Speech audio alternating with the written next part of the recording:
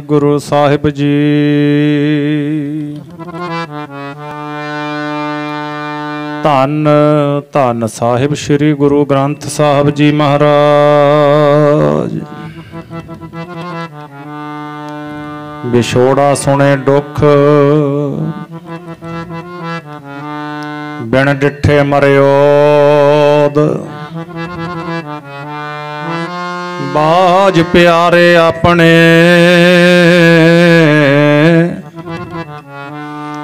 ਬਿਰਹੀ ਨਾਤੀ ਰੋਦ।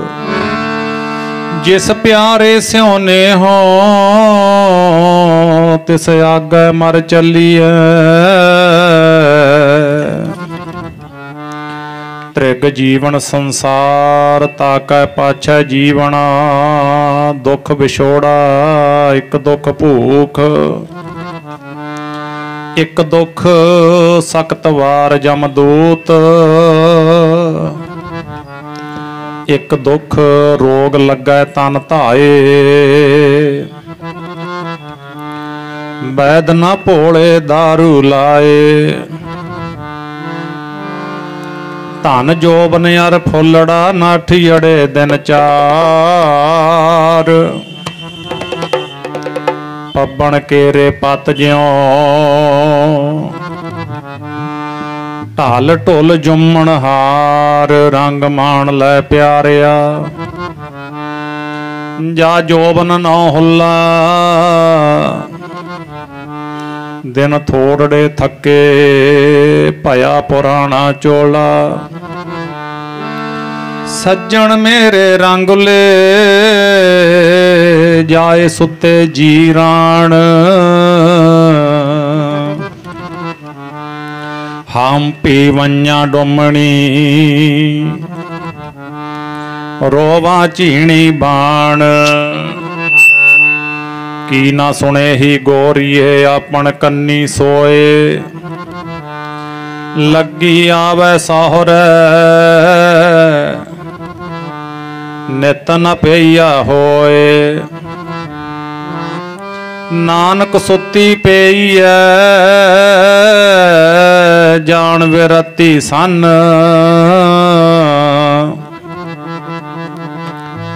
ਗੁਣਾ ਗਵਾਈ ਗੰਠੜੀ,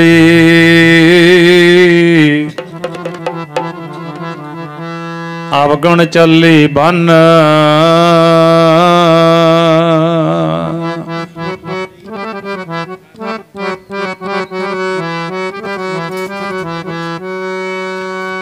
ਨਾਮ ਜਪ ਲੈ ਜਿੰਦੜੀਏ ਨੀ, ਤੇਰਾ ਹੁਣ ਜਪਣੇ ਦਾ ਵੇਲਾ। ਨਾਮ ਜਪ ਲੈ ਜਿੰਦੜੀਏ, ਤੇਰਾ ਹੁਣ ਜਪਣੇ ਦਾ ਵੇਲਾ। ਜਿੰਦੜੀਏ ਨੀ, ਤੇਰਾ ਹੁਣ ਜਪਣੇ ਦਾ ਵੇਲਾ। ਜਪ ਲੈ ਜਿੰਦੜੀਏ ਨੀ, ਤੇਰਾ ਹੁਣ ਜਪਣੇ ਦਾ ਵੇਲਾ। ਜਪ ਲੈ ਜਿੰਦੜੀਏ ਨੀ, ਤੇਰਾ ਹੁਣ ਜਪਣੇ ਦਾ ਵੇਲਾ। ਜਪ ਲੈ ਜਿੰਦੜੀਏ ਨੀ, ਤੇਰਾ ਹੁਣ ਜਪਣੇ ਦਾ ਵੇਲਾ।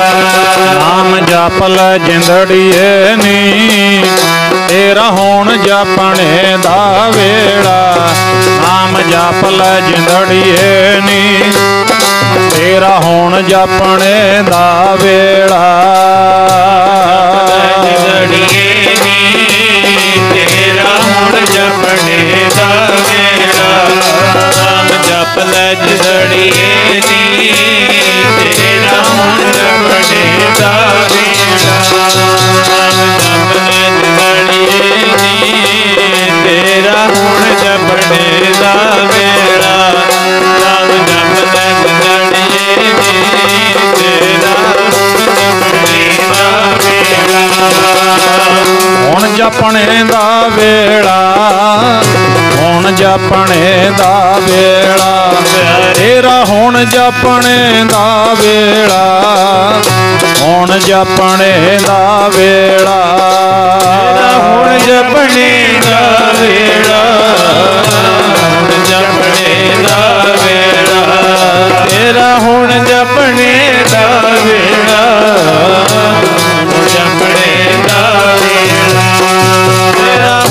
ਜਪਣੇ ਦਾ ਵੇਲਾ, ਹੁਣ ਜਪਣੇ ਦਾ ਵੇਲਾ, ਹੁਣ ਜਪਣੇ ਦਾ ਵੇਲਾ ਤੇਰਾ, ਹੁਣ ਜਪਣੇ ਦਾ ਵੇਲਾ, ਹੁਣ ਜਪਣੇ ਦਾ ਵੇਲਾ ਜਿੰਦੜੀਏ, ਹੁਣ ਜਪਣੇ ਦਾ ਵੇਲਾ, ਹੁਣ ਜਪਣੇ ਦਾ ਵੇਲਾ ਜਿੰਦੜੀਏ, ਹੁਣ ਜਪਣੇ ਦਾ ਵੇਲਾ, ਜਪਣੇ ਦਾ ਵੇਲਾ, ਜਪਣੇ ਦਾ ਵੇਲਾ, ਹੁਣ ਜਪਣੇ ਦਾ ਵੇਲਾ ਜਿੰਦੜੀਏ, ਹੁਣ ਜਪਣੇ ਦਾ ਵੇਲਾ ਤੇਰਾ, ਹੁਣ ਜਪਣੇ ਦਾ ਵੇਲਾ, ਹੁਣ ਜਪਣੇ ਦਾ ਵੇਲਾ, ਹੁਣ ਜਪਣੇ ਦਾ ਵੇਲਾ, ਹੁਣ ਜਪਣੇ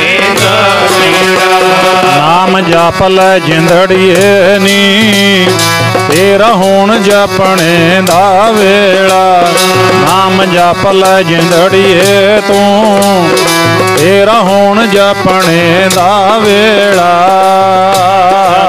ਜਿੰਦੜੀਏ ਨੀ, ਤੇਰਾ ਹੁਣ ਜਪਣੇ ਦਾ ਵੇਲਾ, ਜਪ ਲੈ ਜਿੰਦੜੀਏ ਨੀ, ਤੇਰਾ ਹੁਣ ਜਪਣੇ ਦਾ ਵੇਲਾ, ਜਪ ਲੈ ਜਿੰਦੜੀਏ ਨੀ, ਤੇਰਾ ਹੁਣ ਜਪਣੇ ਦਾ ਵੇਲਾ, ਜਪ ਲੈ ਜਿੰਦੜੀਏ ਨੀ, ਤੇਰਾ ਹੁਣ ਜਪਣੇ ਦਾ ਵੇਲਾ। ਸੁਣ ਮਨ ਮਿੱਤਰ ਪਿਆਰਿਆ, ਮਿਲ ਵੇਲਾ ਹੈ ਇਹ, ਜਬ ਲਗ ਜੋਬਨ ਸਾਸ ਹੈ, ਤਬ ਲਗ ਇਹੋ ਤਨ ਦੇ, ਬਿਨ ਗੁਣ ਕਾਮ ਨਾ ਆਵਈ, ਢਹਿ ਢੇਰੀ ਤਨ ਖੇ। ਦੀਨ ਦੁਨੀਆ ਦੇ ਮਾਲਕ ਸਾਹਿਬ ਸ੍ਰੀ ਗੁਰੂ ਗ੍ਰੰਥ ਸਾਹਿਬ ਮਹਾਰਾਜ ਜੀ ਦੀ ਪਾਵਨ ਹਜ਼ੂਰੀ ਵਿੱਚ ਆਪਣੇ ਸਾਰਿਆਂ ਦੇ ਬਹੁਤ ਹੀ ਸਤਿਕਾਰਯੋਗ, ਬਹੁਤ ਹੀ ਪਿਆਰ ਵਾਲੇ, ਸੱਚੀ ਸੁੱਚੀ ਕਿਰਤ ਕਰਨ ਵਾਲੇ ਰੰਗਲੇ ਸੱਜਣ ਲਾਜਵੰਤ ਰਾਏ ਜੀ ਪਿਛਲੇ ਦਿਨਾਂ ਦੇ ਵਿੱਚ ਅਕਾਲ ਪੁਰਖ ਵਾਹਿਗੁਰੂ ਪਰਮੇਸ਼ਰ ਦੇ ਘਰੋਂ ਜਿਤਨੀ ਉਹਨਾਂ ਨੂੰ ਸਵਾਸਾਂ ਦੀ ਪੂੰਜੀ ਪ੍ਰਾਪਤ ਹੋਈ ਸੀ, ਮਾਤ ਲੋਕ ਦੀ ਯਾਤਰਾ ਪੂਰੀ ਕਰਕੇ ਆਪਣੇ ਸਮੁੱਚੇ ਪਰਿਵਾਰ, ਸ਼ਹਿਰ ਨਿਵਾਸੀ ਸੰਗਤਾਂ, ਰਿਸ਼ਤੇਦਾਰ, ਸਕੇ ਸੰਬੰਧੀ, ਇਲਾਕਾ ਨਿਵਾਸੀ ਸੰਗਤਾਂ ਨੂੰ ਸ਼ਰੀਰ ਕਰਕੇ ਸਦੀਵ ਕਾਲ ਦਾ ਵਿਛੋੜਾ ਦੇ ਗਏ। ਪਰਿਵਾਰ ਦੇ ਨਾਲ ਦੁੱਖ ਵੰਡਾਉਣ ਵਾਸਤੇ ਗੁਰੂ ਪਾਤਸ਼ਾਹ ਦੀ ਪਾਵਨ ਹਜ਼ੂਰੀ ਵਿੱਚ ਗੁਰਮਤਿ ਦੀਆਂ ਵਿਚਾਰਾਂ, ਗੁਰਬਾਣੀ, ਗੁਰ ਇਤਿਹਾਸ ਵਿਚਾਰਾਂ ਸਰਵਣ ਕਰਨ ਵਾਸਤੇ, ਸਮੇਂ ਅਤੇ ਸਵਾਸਾਂ ਦੀ ਸਫਲਤਾ ਵਾਸਤੇ ਪਹੁੰਚੇ ਅਤੇ ਪਹੁੰਚ ਰਹੇ ਪਰਮ ਸਤਿਕਾਰਯੋਗ ਗੁਰਮੁਖ ਪਿਆਰੇ ਸਤ ਸੰਗੀ ਜਨੋ, ਸਭ ਤੋਂ ਪਹਿਲਾਂ ਅਕਾਲ ਪੁਰਖ ਵਾਹਿਗੁਰੂ ਪਰਮੇਸ਼ਰ ਜੀ ਦੇ ਭਾਣੇ ਨੂੰ ਸੀਸ ਝੁਕਾਈਏ। ਸਤਿਗੁਰਾਂ ਦੇ ਪਾਵਨ ਬਚਨ ਹਨ, ਸੋ ਸਿੱਖ ਸਖਾ ਬੰਧ ਪਹਿ ਭਾਈ, ਜੇ ਗੁਰ ਕੇ ਭਾਣੇ ਵਿੱਚ ਆਵੈ, ਆਪਣੇ ਭਾਣੇ ਜੋ ਚੱਲੈ ਭਾਈ, ਵਿਛੜ ਚੋਟਾਂ ਖਾਵੈ। ਪਾਤਸ਼ਾਹ ਨੇ ਇੱਥੋਂ ਤੱਕ ਲਿਖਿਆ, ਨਾਂਗੇ ਆਵਣਾ ਨਾਂਗੇ ਜਾਣਾ, ਹਰ ਹੁਕਮ ਪਾਇਆ ਕਿਆ ਕੀਜੈ, ਜਿਸ ਕੀ ਵਸਤ ਸੋਈ ਲੈ ਜਾਏਗਾ, ਰੋਸ ਕਿਸੈ ਸਿਉ ਕੀਜੈ। ਗੁਰਮੁਖ ਹੋਏ ਸੋ ਭਾਣਾ ਮੰਨੇ, ਸਹਿਜੇ ਹਰ ਰਸ ਪੀਜੈ। ਆਓ ਭਾਣੇ ਨੂੰ ਸੀਸ ਝੁਕਾਈਏ, ਹਾਜ਼ਰੀ ਲਵਾਈਏ ਸਤਿਗੁਰਾਂ ਦੇ ਚਰਨਾਂ ਵਿੱਚ। ਸਰਬੱਤ ਸੰਗਤ ਮਾਈ ਭਾਈ ਸ਼ਰਧਾ ਭਾਵਨਾ ਪ੍ਰੇਮ ਤੇ ਸਤਿਕਾਰ ਨਾਲ ਆਖੋ ਜੀ, ਵਾਹਿਗੁਰੂ ਜੀ ਕਾ ਖਾਲਸਾ, ਵਾਹਿਗੁਰੂ ਜੀ ਕੀ ਫਤਿਹ। ਸਤਿਗੁਰਾਂ ਦੇ ਪਾਵਨ ਬਚਨ ਹਨ, ਸ੍ਰਿਸ਼ਟੀ ਦੇ ਵਿੱਚ 84 ਲੱਖ ਜੂਨ ਹੈ। ਸਪਸ਼ਟ ਲਿਖਿਆ ਪਿਆ ਵੀ 42 ਲੱਖ ਜੂਨ ਹੈ ਜਿਹੜੀ ਉਹ ਪਾਣੀ ਵਿੱਚ ਰਹਿੰਦੀ ਹੈ, 42 ਲੱਖ ਜੂਨ ਹੈ ਜਿਹੜੀ ਉਹ ਧਰਤੀ ਦੇ ਉੱਪਰ ਹੈ, ਆਕਾਸ਼ ਵਿੱਚ, ਧਰਤੀ ਵਿੱਚ। ਸੋ ਉਹਦੇ ਵਿੱਚ ਪਸ਼ੂ ਹੈ, ਪੰਛੀ ਨੇ, ਜਾਨਵਰ ਨੇ, ਮਨੁੱਖ ਹੈ, ਬਨਸਪਤੀ ਹੈ, ਪਹਾੜ ਆਦਿਕ, ਇਹ ਸਾਰੀਆਂ ਜੂਨਾਂ ਨੇ ਤੇ ਇਹ ਸਾਰੀਆਂ ਬਿਨਸਨਹਾਰ ਨੇ, ਇਹ ਕੂੜ ਨੇ। ਜਿਹੜੀ ਇਹਨਾਂ ਚੋਂ ਪੈਦਾ ਹੋਈ ਹੈ ਉਹਨੇ ਸਮਾਂ ਆਉਣ ਤੇ ਇੱਕ ਦਿਨ ਖਤਮ ਹੋਣਾ ਹੈ। ਇਹਨਾਂ ਦੀ ਪੱਕੀ ਬੁਨਿਆਦ ਨਹੀਂ ਹੈ, ਸਦਾ ਰਹਿਣ ਵਾਲੀ ਚੀਜ਼ ਇਹਨਾਂ ਵਿੱਚੋਂ ਕੋਈ ਨਹੀਂ ਹੈ। ਇਹ ਬਿਨਸਦੀਆਂ ਨੇ, ਉਪਜਦੀਆਂ ਨੇ, ਜੰਮਦੀਆਂ ਨੇ ਤੇ ਮਰ ਜਾਂਦੀਆਂ ਨੇ। ਫਿਰ ਮਨੁੱਖ ਵਾਸਤੇ ਪਾਤਸ਼ਾਹ ਨੇ ਕੀ ਕੀਤਾ ਹੈ? ਗੁਰਬਾਣੀ ਦੇ ਗੁਰਮਤਿ ਦੇ ਦਾਇਰੇ ਵਿੱਚ ਪਾਤਸ਼ਾਹ ਦੇ ਬਚਨ ਹਨ, ਤੁਧ ਸੰਸਾਰ ਉਪਾਇਆ, ਸਿਰੈ ਸਿਰ ਧੰਦਾ ਲਾਇਆ। ਸੰਸਾਰ ਨੂੰ ਪੈਦਾ ਕਰਕੇ ਜਿੱਥੇ ਜਿੱਥੇ ਕਿਸੇ ਦਾ ਜੋ ਵੀ ਜਗ੍ਹਾ ਬਣਦੀ ਹੈ, ਸਿਰੈ ਸਿਰ ਧੰਦਾ ਲਾਇਆ, ਉੱਥੇ ਉੱਥੇ ਉਹਨੂੰ ਉਹਦੀ ਕਿਰਤ ਤੇ ਲਾਇਆ ਹੋਇਆ ਪਾਤਸ਼ਾਹ ਨੇ। ਜਿਹੜੀ ਵੀ ਆਪਣੀ ਕਿਰਤ ਹੈ, ਕਿਸਾਨ ਦੀ ਆਪਣੀ ਕਿਰਤ ਹੈ, ਸ਼ਾਹੂਕਾਰ ਦੀ ਆਪਣੀ ਕਿਰਤ ਹੈ, ਮਜ਼ਦੂਰ ਦੀ ਆਪਣੀ ਕਿਰਤ ਹੈ, ਇਹ ਧੰਦੇ ਨੇ ਆਪਣੇ। ਤੁਧ ਸੰਸਾਰ ਉਪਾਇਆ, ਸਿਰੈ ਸਿਰ ਧੰਦਾ ਲਾਇਆ। ਹੁਣ ਇੱਥੇ ਵਿਚਾਰ ਅਧੀਨ ਗੱਲ ਇਹ ਹੈ ਵੀ ਉਹ ਵਾਹਿਗੁਰੂ ਪਰਮੇਸ਼ਰ ਜੋ ਹੈ ਨਾ, ਉਹਨੇ ਸੰਸਾਰ ਨੂੰ ਸਾਜ ਕੇ ਛੱਡ ਨਹੀਂ ਦਿੱਤਾ, ਛੱਡ ਨਹੀਂ ਦਿੱਤਾ। ਜਿਵੇਂ ਉਵੇਂ ਇੱਕ ਮਾਤਾ ਪਿਤਾ ਦੇ ਘਰ ਬੱਚੇ ਦਾ ਜਨਮ ਹੁੰਦਾ ਹੈ, ਬਸ ਇਹ ਇਸ਼ਾਰੇ ਹੁੰਦੇ ਨੇ ਪਕੜਨ ਵਾਸਤੇ। ਜਦੋਂ ਬੱਚੇ ਦਾ ਜਨਮ ਹੁੰਦਾ ਹੈ, ਕਿ ਮਾਤਾ ਪਿਤਾ ਬੱਚੇ ਦੇ ਜਨਮ ਹੋਣ ਤੋਂ ਬਾਅਦ ਉਹਦਾ ਖਿਆਲ ਛੱਡ ਦਿੰਦੇ ਨੇ? ਬਸ ਇਸ ਗੱਲ ਨੂੰ ਪਕੜੋ। ਨਹੀਂ, ਮਾਤਾ ਪਿਤਾ ਦੀ ਅਸਲ ਡਿਊਟੀ ਤਾਂ ਉਦੋਂ ਬਣਦੀ ਹੈ ਜਦੋਂ ਬੱਚੇ ਦਾ ਜਨਮ ਹੁੰਦਾ ਹੈ। ਜਨਮ ਹੋਣ ਤੋਂ ਬਾਅਦ ਫਿਰ ਮਾਤਾ ਪਿਤਾ ਨੂੰ ਹੱਥਾਂ ਪੈਰਾਂ ਦੀ ਪੈ ਜਾਂਦੀ ਹੈ, ਮੈਂ ਆਪਣੇ ਬੱਚੇ ਦੀ ਪਰਵਰਿਸ਼ ਕਰਨੀ ਹੈ, ਇਹਨੂੰ ਚੰਗੀ ਪੜ੍ਹਾਈ ਕਰਾਉਣੀ ਹੈ, ਇਹਨੂੰ ਚੰਗਾ ਬਿਜ਼ਨਸ ਦੇਣਾ ਹੈ, ਇਹਨੂੰ ਚੰਗੀ ਜੌਬ ਕਰਾਉਣੀ ਹੈ, ਇਹਨੂੰ ਪੈਰਾਂ 'ਤੇ ਖੜਾ ਕਰਨਾ। ਸਾਰਾ ਧਿਆਨ ਮਾਂ ਪਿਓ ਦਾ ਆਪਣੇ ਧੀ ਪੁੱਤ 'ਤੇ ਹੁੰਦਾ ਹੈ। ਉਹਨੂੰ ਥੋੜ੍ਹੀ ਵੀ ਕੋਈ ਠੇਸ ਪਹੁੰਚਦੀ ਹੈ, ਜ਼ਿੰਦਗੀ ਵਿੱਚ ਕੋਈ ਦੁੱਖ ਪਹੁੰਚਦਾ ਹੈ, ਤਾਂ ਮਾਂ ਪਿਓ ਪ੍ਰਸ਼ਾਦਾ ਨਹੀਂ ਛਕਦੇ, ਭੁੱਖ ਮਰ ਜਾਂਦੀ ਹੈ, ਹਾਏ ਮੇਰੇ ਧੀ ਪੁੱਤ ਨੂੰ ਦੁੱਖ ਕਿਉਂ ਹੋਇਆ। ਬਿਲਕੁਲ ਉਵੇਂ ਉਸੇ ਬਚਨ ਨੂੰ ਮਹਾਰਾਜ ਬਾਣੀ ਵਿੱਚ ਦੱਸਦੇ ਨੇ, ਤੁਧ ਸੰਸਾਰ ਉਪਾਇਆ, ਸਿਰੈ ਸਿਰ ਧੰਦਾ ਲਾਇਆ, ਦੇਖੈ ਕੀਤਾ ਆਪਣਾ। ਉਹ ਵਾਹਿਗੁਰੂ ਸੰਸਾਰ ਨੂੰ ਪੈਦਾ ਕਰਕੇ ਧੰਦਿਆਂ ਤੇ ਲਾ ਕੇ ਸਾਨੂੰ ਛੱਡ ਨਹੀਂ ਦਿੱਤਾ ਵਾਹਿਗੁਰੂ ਨੇ। ਉਹ ਵੇਖ ਰਿਹਾ ਆਪਣੇ ਕੀਤੇ ਨੂੰ, ਜੋ ਵਾਹਿਗੁਰੂ ਨੇ, ਇਹ ਵਾਹਿਗੁਰੂ ਦਾ ਕੀਤਾ ਹੋਇਆ ਸਾਰਾ। ਵਾਹਿਗੁਰੂ ਆਪਣੇ ਕੀਤੇ ਨੂੰ ਵੇਖ ਰਿਹਾ ਹੈ। ਗੁਰਬਾਣੀ ਵਿੱਚ ਇੱਕ ਥਾਂ ਤੇ ਲਿਖਿਆ ਹੈ, ਚਿੱਤੈ ਅੰਦਰ ਸਭ ਕੋ ਵੇਖ ਨਾਦਰੀ ਹੇਠ ਚਲਾ ਜਾਂਦਾ। ਵੇਖੋ ਕਿੱਡੇ ਪਿਆਰੇ ਬਚਨ ਨੇ ਨਾ। ਉਸ ਤਰ੍ਹਾਂ ਮਨੁੱਖ ਭੁੱਲ ਜਾਂਦਾ ਵੀ ਸ਼ਾਇਦ ਆਪਣਾ ਜਨਮ ਹੋ ਗਿਆ, ਆਪਣਾ ਮਾਲਕ ਕੋਈ ਨਹੀਂ ਹੈ। ਨਹੀਂ, ਚਿੱਤੈ ਅੰਦਰ ਸਭ ਕੋ, ਚਿੱਤੈ ਦਾ ਭਾਵ ਉਹਦੇ ਚਿੱਤ ਵਿੱਚ, ਉਹ ਵਾਹਿਗੁਰੂ ਦੇ ਖਿਆਲ ਵਿੱਚ, ਉਹਦੀ ਨਿਗਰਾਨੀ ਵਿੱਚ ਆਪਾਂ ਕੱਲਾ ਕੱਲਾ ਮਾਈ ਭਾਈ 84 ਲੱਖ ਜੂਨ, ਕਿਹਨੂੰ ਕਿਹੜਾ ਰਿਜ਼ਕ ਦੇਣਾ, ਕਿਹੜੇ ਕਿੱਤੇ ਤੇ ਲਾਉਣਾ, ਕਿਹਨੂੰ ਵਧਾਉਣਾ, ਕਿਹਨੂੰ ਘਟਾਉਣਾ, ਕਿਹਨੂੰ ਭੇਜਣਾ, ਕਿਹਨੂੰ ਲੈ ਕੇ ਜਾਣਾ, ਇਹ ਸਾਰਾ ਉਹਦੇ ਚਿੱਤ ਵਿੱਚ ਹੈ। ਚਿੱਤੈ ਅੰਦਰ ਸਭ ਕੋ ਵੇਖ ਨਾਦਰੀ ਹੇਠ ਚਲਾ ਜਾਂਦਾ, ਆਪਣੀ ਨਦਰ ਦੇ ਹੇਠ, ਵਾਹਿਗੁਰੂ ਦੀ ਨਦਰ ਹੇਠ ਆਪਾਂ ਸਾਰੇ। ਜਿਵੇਂ CCTV ਕੈਮਰਾ ਲੱਗਿਆ ਹੁੰਦਾ ਨਾ, ਉਹਦੇ ਆਪਾਂ CCTV ਦੇ ਜਦੋਂ ਆਪਾਂ ਉਹਦੇ ਦਾਇਰੇ ਵਿੱਚ ਆ ਜਾਂਦੇ ਹਾਂ ਤੇ ਆਪਣੀ ਕੱਲੀ ਕੱਲੀ ਹਰਕਤ ਉਹਦੇ ਵਿੱਚ ਜਿਹੜੀ ਹੈ ਰਿਕਾਰਡ ਹੋ ਜਾਂਦੀ ਹੈ। ਬਿਲਕੁਲ ਉਵੇਂ ਆਪਾਂ ਵਾਹਿਗੁਰੂ ਦੇ CCTV ਕੈਮਰੇ ਦੇ ਹੇਠ ਹਾਂ। ਵੇਖ ਨਦਰੀ ਹੇਠ ਚਲਾ ਜਾਂਦਾ, ਆਪਣੀ ਨਦਰ ਦੇ ਹੇਠ ਸੰਸਾਰ ਨੂੰ ਰੱਖ ਰਿਹਾ ਵਾਹਿਗੁਰੂ। ਸੋ ਉਧਰ ਮਹਾਰਾਜ ਜੀ ਕਹਿੰਦੇ, ਤੁਧ ਸੰਸਾਰ ਉਪਾਇਆ, ਸਿਰੈ ਸਿਰ ਧੰਦਾ ਲਾਇਆ, ਦੇਖੈ ਕੀਤਾ ਆਪਣਾ, ਕਰ ਕੁਦਰਤ ਪਾਸਾ ਢਾਲ ਜੀਓ। ਹੁਣ ਆਪਾਂ ਜੋ ਪੜ੍ਹਿਆ ਸ਼ੁਰੂ ਦੇ ਵਿੱਚ, ਵੇਖੋ ਸਭ ਤੋਂ ਪਹਿਲਾਂ ਤਾਂ ਜਦੋਂ ਵੀ ਕੋਈ ਪਰਿਵਾਰ ਦਾ ਸੰਬੰਧੀ ਵਿਛੜਦਾ ਹੈ, ਭਾਵੇਂ ਉਹ ਪਰਿਵਾਰ ਦੇ ਨਾਲ ਕੋਈ ਵੀ ਸੰਬੰਧ ਰੱਖਦਾ ਹੈ, ਪਰ ਇੱਕ ਪਿਤਾ ਜਦੋਂ ਸੰਸਾਰ ਤੋਂ ਜਾਂਦਾ ਹੈ, ਆਪਾਂ ਜੋ ਕੁਛ ਵੀ ਹਾਂ, ਇੱਕ ਪਿਤਾ ਦੀ ਆਸ਼ੀਰਵਾਦ, ਇੱਕ ਪਿਤਾ ਦੀ ਸਿੱਖਿਆ ਦੀ ਬਦੌਲਤ ਹਾਂ।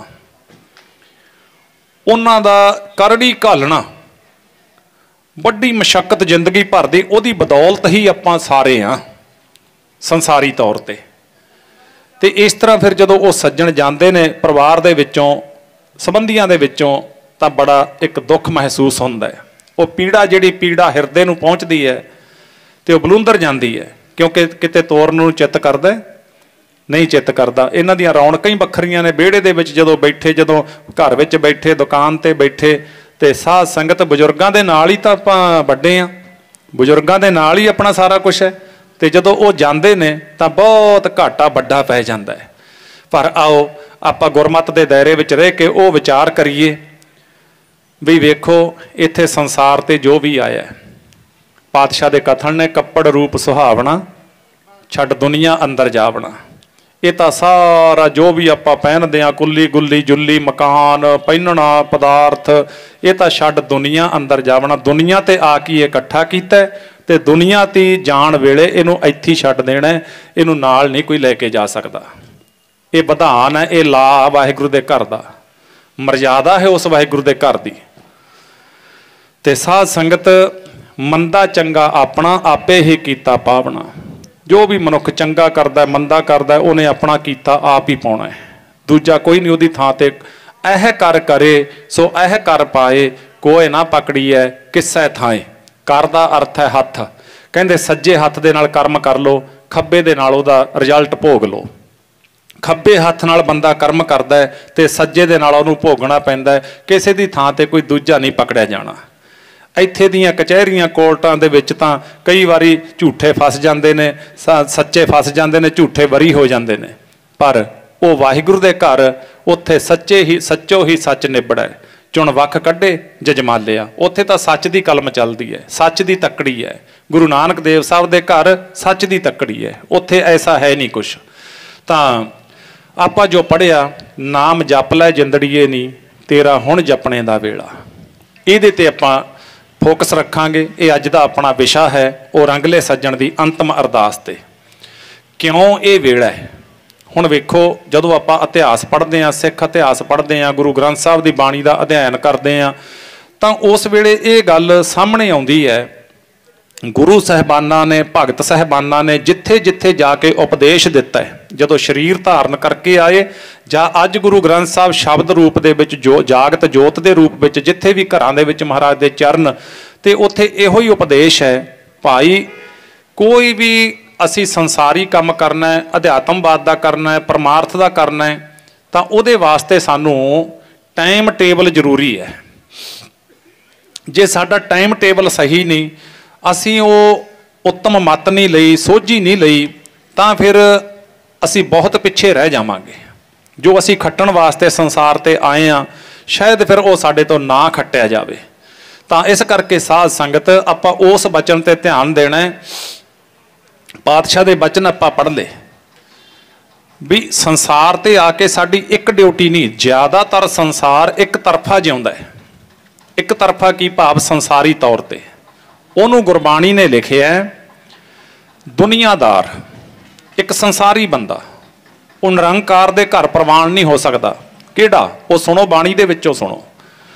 ਆਪੀ ਨੇ ਭੋਗ ਭੋਗ ਕੈ, ਹੋਏ ਭਸਮੜ ਭੌਰ ਸਿਧਾਇਆ, ਵੱਡਾ ਹੋਆ ਦੁਨੀਦਾਰ, ਗਲ ਸੰਗਲ ਘੱਤ ਚਲਾਇਆ, ਅੱਗੇ ਕਰਨੀ ਕੀਰਤ ਵਾਚੀਐ, ਬਹਿ ਲੇਖਾ ਕਰ ਸਮਝਾਇਆ, ਥਾਉ ਨਾ ਹੋਵੀ ਪਉਦੀ, ਹੁਣ ਸੁਣੀਆਂ ਕਿਆ ਰੁਆਇਆ, ਮਨ ਅੰਧੈ ਜਨਮ ਗਵਾਇਆ।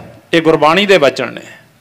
ਸਾਧ ਸੰਗਤ, ਇਉਂ ਕਹਿੰਦੇ ਨੇ ਸਤਿਗੁਰ ਜੀ। ਫਿਰ ਆਪਾਂ ਨਾਲ ਇਤਿਹਾਸ ਲਵਾਂਗੇ, ਨਾਲ ਅੰਮ੍ਰਿਤ ਬਾਣੀ ਦੀ ਵਿਚਾਰ ਕਰਾਂਗੇ ਵੀ ਬੰਦਾ ਕੀ ਕਰਨ ਸੰਸਾਰ ਤੇ ਆਇਆ, ਕਿੱਥੇ ਇਹ ਰੁਕ ਗਿਆ, ਕੀ ਇਹਨੂੰ ਕਰਨਾ ਚਾਹੀਦਾ ਸੀ। ਉਹ ਸੁਣੋ ਪ੍ਰੇਮ ਨਾਲ। ਐਵੇਂ ਜਨਮ ਗਵਾਇਆ ਏ ਮਨ ਅੰਧਲੇ ਨੇ, ਐਵੇਂ ਜਨਮ ਗਵਾਇਆ ਏ ਮਨ ਅੰਧਲੇ ਨੇ, ਐਵੇਂ ਜਨਮ ਗਵਾਇਆ ਏ ਮਨ ਅੰਧਲੇ ਨੇ, ਐਵੇਂ ਜਨਮ ਗਵਾਇਆ ਏ ਮਨ ਅੰਧਲੇ ਨੇ, ਐਵੇਂ ਜਨਮ ਗਵਾਇਆ ਏ ਮਨ ਅੰਧਲੇ ਨੇ, ਐਵੇਂ ਜਨਮ ਗਵਾਇਆ ਏ ਮਨ ਅੰਧਲੇ ਨੇ। ਜੀ ਬਿਰਥਾ ਜਨਮ ਗਵਾਇਆ ਏ ਮਨ ਅੰਧਲੇ ਨੇ, ਬਿਰਥਾ ਜਨਮ ਗਵਾਇਆ ਏ ਮਨ ਅੰਧਲੇ ਨੇ, ਬਿਰਥਾ ਜਨਮ ਗਵਾਇਆ ਏ ਮਨ ਅੰਧਲੇ ਨੇ, ਬਿਰਥਾ ਜਨਮ ਗਵਾਇਆ ਏ ਮਨ ਅੰਧਲੇ ਨੇ, ਬਿਰਥਾ ਜਨਮ ਗਵਾਇਆ ਏ ਮਨ ਅੰਧਲੇ ਨੇ, ਬਿਰਥਾ ਜਨਮ ਗਵਾਇਆ ਏ ਮਨ ਅੰਧਲੇ ਨੇ। ਜੀ ਬਿਰਥਾ ਜਨਮ ਗਵਾਇਆ ਏ ਮਨ ਅੰਧਲੇ ਨੇ, ਬਿਰਥਾ ਜਨਮ ਗਵਾਇਆ ਏ ਮਨ ਅੰਧਲੇ ਨੇ, ਜਨਮ ਗਵਾਇਆ ਏ ਮਨ ਅੰਧਲੇ ਨੇ,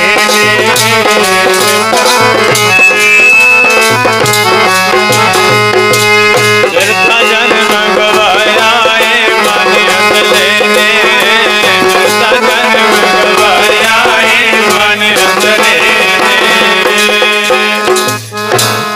ਮਨ ਅੰਧਾ ਜਨਮ ਗਵਾਇਆ। ਅੰਧੇ ਦਾ ਭਾਵ ਹੁੰਦਾ ਵੀ ਅੱਖਾਂ ਦੇ ਹੁੰਦੇ ਹੋਏ ਵੀ ਅੰਨਾ ਰਹਿ ਜਾਣਾ। ਮਹਾਰਾਜ ਨੇ ਲਿਖੇ ਪਏ ਨੇ ਬਚਨ। ਮਹਾਰਾਜ ਜੀ ਕਹਿੰਦੇ ਅੰਧੇ ਇਹ ਨਾ ਆਖੀ ਹੈ, ਜਿਨ ਮੁਖ ਲੋਇਣ ਨਾਹੇ, ਅੰਧੇ ਸਈ ਨਾਨਕਾ ਜੇ ਖਸਮੋਂ ਕੁੱਥੇ ਜਾਹੇ। ਅਰਥ ਪੜੋ ਇਹਨਾਂ ਪੰਕਤੀਆਂ ਦੇ। ਕਹਿੰਦੇ ਉਹਨਾਂ ਲੋਕਾਂ ਨੂੰ ਮਤ ਅੰਨੇ ਆਖੋ ਜਿਨ੍ਹਾਂ ਦੇ ਮੱਥੇ ਤੇ ਅੱਖਾਂ ਨਹੀਂ ਹੈਗੀਆਂ, ਉਹ ਅੰਨੇ ਨਹੀਂ ਹਨ ਜੇ ਕਿਤੇ ਉਹਨਾਂ ਕੋਲੇ ਗੁਰਮਤ ਹੈ। ਉਹਨਾਂ ਨੇ ਸਤਸੰਗ ਦੇ ਵਿੱਚੋਂ ਗੁਰੂ ਦਾ ਪੱਲਾ ਫੜ ਕੇ ਉੱਤਮ ਗਿਆਨ ਲੈ ਲਿਆ। ਉਹ ਤਾਂ ਆ ਮੱਥੇ ਵਾਲੀਆਂ ਅੱਖਾਂ ਨਾ ਹੋਣ ਦੇ ਬਾਵਜੂਦ ਵੀ ਸੁਜਾਖੇ ਹੋ ਗਏ, ਪਰ ਇੱਕਨਾਂ ਦੇ ਮੱਥੇ ਤੇ ਅੱਖਾਂ ਲੱਗੀਆਂ ਨੇ, ਗੁਰੂ ਦਾ ਪੱਲਾ ਨਹੀਂ ਫੜਿਆ, ਗੁਰੂ ਦੇ ਨੇੜੇ ਨਹੀਂ ਆਇਆ। ਮਹਾਰਾਜ ਕਹਿੰਦੇ ਖਸਮੋਂ ਕੁੱਥੇ ਜਾਹੇ। ਖਸਮ ਕੌਣ ਹੈ? ਆਪਣਾ ਅਕਾਲ ਪੁਰਖ ਵਾਹਿਗੁਰੂ ਪਰਮੇਸ਼ਰ। ਹਿੰਦੂ ਮਤ ਦੇ ਅਨੁਸਾਰ ਭਗਵਾਨ ਰਾਮ ਕ੍ਰਿਸ਼ਨ, ਸਿੱਖ ਮਤ ਦੇ ਅਨੁਸਾਰ ਗੁਰੂ ਗ੍ਰੰਥ ਸਾਹਿਬ ਜੀ, ਸ੍ਰੀ ਗੁਰੂ ਨਾਨਕ ਦੇਵ ਸਾਹਿਬ ਜੀ, ਤੇ ਇਸ ਤਰ੍ਹਾਂ ਮੁਹੰਮਦ ਸਾਹਿਬ ਤੇ ਹੋਰ ਸਾਰੇ ਜੋ ਮਤ ਹੈ ਉਹਦੇ ਮੁਤਾਬਕ ਉਹਦਾ ਖਸਮ ਹੈ, ਉਹਦਾ ਮਾਲਕ ਹੈ। ਕਦੇ ਭੁੱਲਣਾ ਨਹੀਂ ਚਾਹੀਦਾ। ਇਹੋ ਜਗ ਵਾੜੀ ਮੇਰਾ ਪ੍ਰਭ ਮਾਲੀ, ਸਦਾ ਸੰਭਾਲੇ ਕੋ ਨਾ ਹੀ ਖਾਲੀ। ਇਹ ਜਗਤ ਹੈ ਜਿਹੜਾ ਨਾ, ਬਾੜੀ ਦਾ ਅਰਥ ਹੈ ਬਗੀਚਾ। ਜਿੱਥੇ ਕਿਤੇ ਬਗੀਚਾ ਹੁੰਦਾ ਹੈ, ਕਦੇ ਖਿਆਲ ਕਿਉਂ ਨਹੀਂ ਕਰਦੇ? ਜਿੱਥੇ ਕਿਤੇ ਬਗੀਚਾ ਹੁੰਦਾ, ਭਲਾ ਬਗੀਚਾ ਕਿਹਨੇ ਲਾਇਆ ਹੁੰਦਾ? ਮਾਲੀ ਨੇ ਤਾਂ ਲਾਇਆ ਹੁੰਦਾ ਨਾ। ਜਾਂ ਆਪਣੇ ਘਰ ਵਿੱਚ ਛੋਟੀਆਂ ਛੋਟੀਆਂ ਬਗੀਚੀਆਂ ਨੇ, ਕੀ ਉਹ ਬਿਨਾਂ ਮਾਲਕ ਤੋਂ ਨੇ?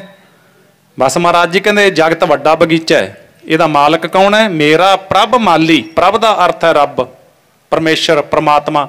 ਇਹ ਸਾਰੇ ਜਗਤ ਦਾ ਮਾਲਕ ਪਰਮੇਸ਼ਰ ਹੈ। ਸਦਾ ਸੰਭਾਲੇ, ਸਦਾ ਹੀ ਸੰਭਾਲਦਾ ਹੈ। ਉਹ ਕਿਹੜਾ? ਜੇ ਇੱਥੇ ਕੁਐਸਚਨ ਹੋਵੇ ਵੀ ਕਿਹੜਾ ਮਾਲਕ, ਇਹਦਾ ਉੱਤਰ ਹੈ ਜਦੋਂ ਅਸੀਂ ਰਾਤ ਨੂੰ ਸੌਂ ਜਾਂਦੇ ਹਾਂ। ਮੈਡੀਕਲ ਦਾ ਜਿਹੜਾ ਵੀ ਕੋਈ ਸੱਜਣ ਬੈਠਾ ਹੋਵੇ, ਡਾਕਟਰ ਬੈਠਾ ਹੈ, ਕੋਈ ਸਾਇੰਟਿਸਟ ਬੈਠਾ ਹੈ, ਬੁੱਧੀਜੀਵੀ ਬੈਠਾ ਹੈ, ਉਹਨੂੰ ਚੰਗੀ ਤਰ੍ਹਾਂ ਪਤਾ ਹੈ ਵੀ ਜਦੋਂ ਅਸੀਂ ਰਾਤ ਨੂੰ ਸੌਂਦੇ ਹਾਂ ਸਾਡੀ ਬਣਾਉਟੀ ਮੌਤ ਹੋ ਜਾਂਦੀ ਹੈ। ਰਾਤ ਨੂੰ ਜਦੋਂ ਗੂੜੀ ਨੀਂਦ ਵਿੱਚ ਆਪਾਂ ਸੌਂਦੇ ਹਾਂ, ਘੂਕ ਨੀਂਦ ਵਿੱਚ ਸੌਂਦੇ ਹਾਂ, ਤਾਂ ਬਣਾਉਟੀ ਮੌਤ ਹੁੰਦੀ ਹੈ ਉਸ ਵੇਲੇ। ਉਹ ਮਾਲੀ, ਉਹ ਮਾਲਕ ਜਿਹੜਾ ਰਾਤ ਨੂੰ ਘੂਕ ਸੌਂਦੇ ਆ ਤੇ ਸਵੇਰ ਹੁੰਦਿਆਂ ਸਾਨੂੰ ਦੁਬਾਰਾ ਜਗਾ ਦਿੰਦਾ ਹੈ। ਆਖੋ ਸਤਨਾਮ ਸ਼੍ਰੀ ਵਾਹਿਗੁਰੂ। ਫਿਰ ਕਹਿ ਦਿੰਦਾ ਉੱਠ ਬਈ ਬੰਦਿਆ, ਉੱਠ ਕੇ ਆਪਣੇ ਕੰਮ ਤੇ ਲੱਗ। ਉਹ ਮਾਲਕ ਦੀ ਗੱਲ ਕਰਦੇ ਨੇ ਮਹਾਰਾਜ, ਉਸ ਮਾਲੀ ਦੀ ਗੱਲ ਕਰਦੇ ਨੇ। ਨਹੀਂ ਤਾਂ ਬਥੇਰੇ ਲੋਕ ਸੁੱਤੇ ਰਹਿ ਜਾਂਦੇ ਨੇ, ਨਹੀਂ ਜਗਾਏ ਕਿਸੇ ਨੇ। ਜਦੋਂ ਜਗਾਉਣ ਗਏ ਉਦੋਂ ਨੂੰ ਸਾਹ ਹੀ ਨਹੀਂ ਰਿਹਾ ਸਰੀਰ ਵਿੱਚ ਤੇ ਤੁਰ ਗਏ ਸੰਸਾਰ ਤੋਂ। ਉਸ ਮਾਲਕ ਦੇ ਨਾਲ ਆਪਾਂ ਜੁੜਨਾ। ਤੇ ਸਾਧ ਸੰਗਤ ਇਹ ਮਨ ਹੈ ਜਿਹੜਾ ਨਾ, ਫਿਰ ਇਹ ਗਵਾ ਲੈਂਦਾ ਇਸ ਸਮੇਂ ਨੂੰ। ਤੇ ਕਿਹੜੇ ਅੱਖਾਂ ਵਾਲੇ ਕੌਣ ਨੇ? ਅੱਖਾਂ ਵਾਲੇ ਉਹ ਨੇ ਜਿਨ੍ਹਾਂ ਦੇ ਪਾਸ ਗੁਰੂ ਦੇ ਪਾਸੋਂ ਲਿਆ ਗਿਆਨ ਹੈ। ਅੰਨੇ ਕੌਣ ਨੇ? ਜਿਹੜੇ ਮਨ ਦੀ ਮੱਤ ਪਿੱਛੇ ਭੱਜੇ, ਸਤਿਗੁਰਾਂ ਦੀ ਬਾਣੀ ਦੇ ਫੈਸਲੇ ਨੇ, ਜਿਨ੍ਹਾਂ ਨੇ ਸਾਰੀ ਜ਼ਿੰਦਗੀ ਮਨ ਦੀਆਂ ਗੱਲਾਂ ਮੰਨੀਆਂ, ਗੁਰੂ ਦੇ ਦਰ ਨਾਲ ਜੁੜੇ ਨਹੀਂ ਹੈਗੇ। ਮਹਾਰਾਜ ਕਹਿੰਦੇ ਉਹ ਇਹਨਾਂ ਅੱਖਾਂ ਦੇ ਹੁੰਦੇ ਵੀ ਅੰਨੇ ਨੇ। ਅੰਧੇ ਸਈ ਨਾਨਕਾ ਜੇ ਖਸਮੋਂ ਕੁੱਥੇ ਜਾਹੇ। ਸੋ ਇਸ ਕਰਕੇ ਇਹਨਾਂ ਚੀਜ਼ਾਂ ਨੂੰ ਅਸੀਂ ਵਿਚਾਰਨਾ। ਸੋ ਆਓ ਆਪਾਂ ਉਸ ਵਿਚਾਰ ਤੇ ਆਈਏ। ਨਾਮ ਜਪ ਲੈ ਜਿੰਦੜੀਏ ਨੀ ਤੇਰਾ ਹੁਣ ਜਪਣੇ ਦਾ ਵੇਲਾ। ਕਿਉਂ? ਕਿਉਂਕਿ ਜਿੰਨਾ ਚਿਰ ਸਰੀਰ ਦੇ ਵਿੱਚ ਸਵਾਸ ਹੈ ਉਹਨਾਂ ਚਿਰ ਅਸੀਂ ਸੰਸਾਰੀ ਕੰਮ ਵੀ ਕਰਾਂਗੇ, ਅਸੀਂ ਪਰਮਾਰਥ ਵੀ ਸੰਭਾਲ ਸਕਦੇ ਹਾਂ। ਇਹ ਉਸ ਤਰ੍ਹਾਂ ਹੈ ਜਿਵੇਂ ਆਪਣੇ ਘਰ ਵਿੱਚ ਗੱਡੀ ਖੜੀ ਹੈ। ਗੱਡੀ ਦਾ ਕਿਤੇ ਕੋਈ ਗੇਅਰ ਖਰਾਬ ਹੋ ਗਿਆ, ਕਿਤੇ ਹੋਰ ਕੋਈ ਉਹਦੇ ਵਿੱਚ ਨੁਕਸ ਪੈ ਗਿਆ, ਤਾਂ ਆਪਾਂ ਇਹ ਗੱਲ ਕਹਿੰਦੇ ਹਾਂ ਵੀ ਕੋਈ ਗੱਲ ਨਹੀਂ, ਔਖੇ ਸੌਖੇ ਨੂੰ ਇੱਕ ਵਾਰੀ ਮਿਸਤਰੀ ਦੇ ਲੈ ਕੇ ਜਾਓ, ਗੱਡੀ ਚਲੀ ਜਾਂਦੀ ਹੈ। ਪਰ ਜੇ ਕਿਤੇ ਗੱਡੀ ਦੇ ਗੇਅਰ ਵੀ ਠੀਕ ਨੇ, ਗੱਡੀ ਬਿਲਕੁਲ ਰਿਸ਼ਟ ਪੁਸ਼ਟ ਹੈ, ਉਹਦੇ ਟਾਇਰਾਂ 'ਚ ਹਵਾ ਵੀ ਠੀਕ ਹੈ, ਉਹਦਾ ਕਲੱਚ ਵੀ ਠੀਕ ਹੈ, ਉਹਦਾ ਬ੍ਰੇਕ ਵੀ ਠੀਕ ਹੈ, ਉਹਦਾ ਸਟੀਅਰਿੰਗ ਵੀ ਠੀਕ ਹੈ, ਪਰ ਗੱਡੀ ਦੇ ਵਿੱਚ ਡੀਜ਼ਲ ਨਹੀਂ ਹੈ, ਪੈਟਰੋਲ ਨਹੀਂ ਹੈ, ਜਿੰਨਾ ਮਰਜ਼ੀ ਜ਼ੋਰ ਲਾ ਲਓ ਗੱਡੀ ਮਿਸਤਰੀ ਦੇ ਨਹੀਂ ਜਾਏਗੀ, ਕਿਉਂਕਿ ਉਹਦੇ 'ਚੋਂ ਤੇਲ ਮੁੱਕ ਗਿਆ, ਉਹਨੇ ਚੱਲਣਾ ਹੀ ਨਹੀਂ।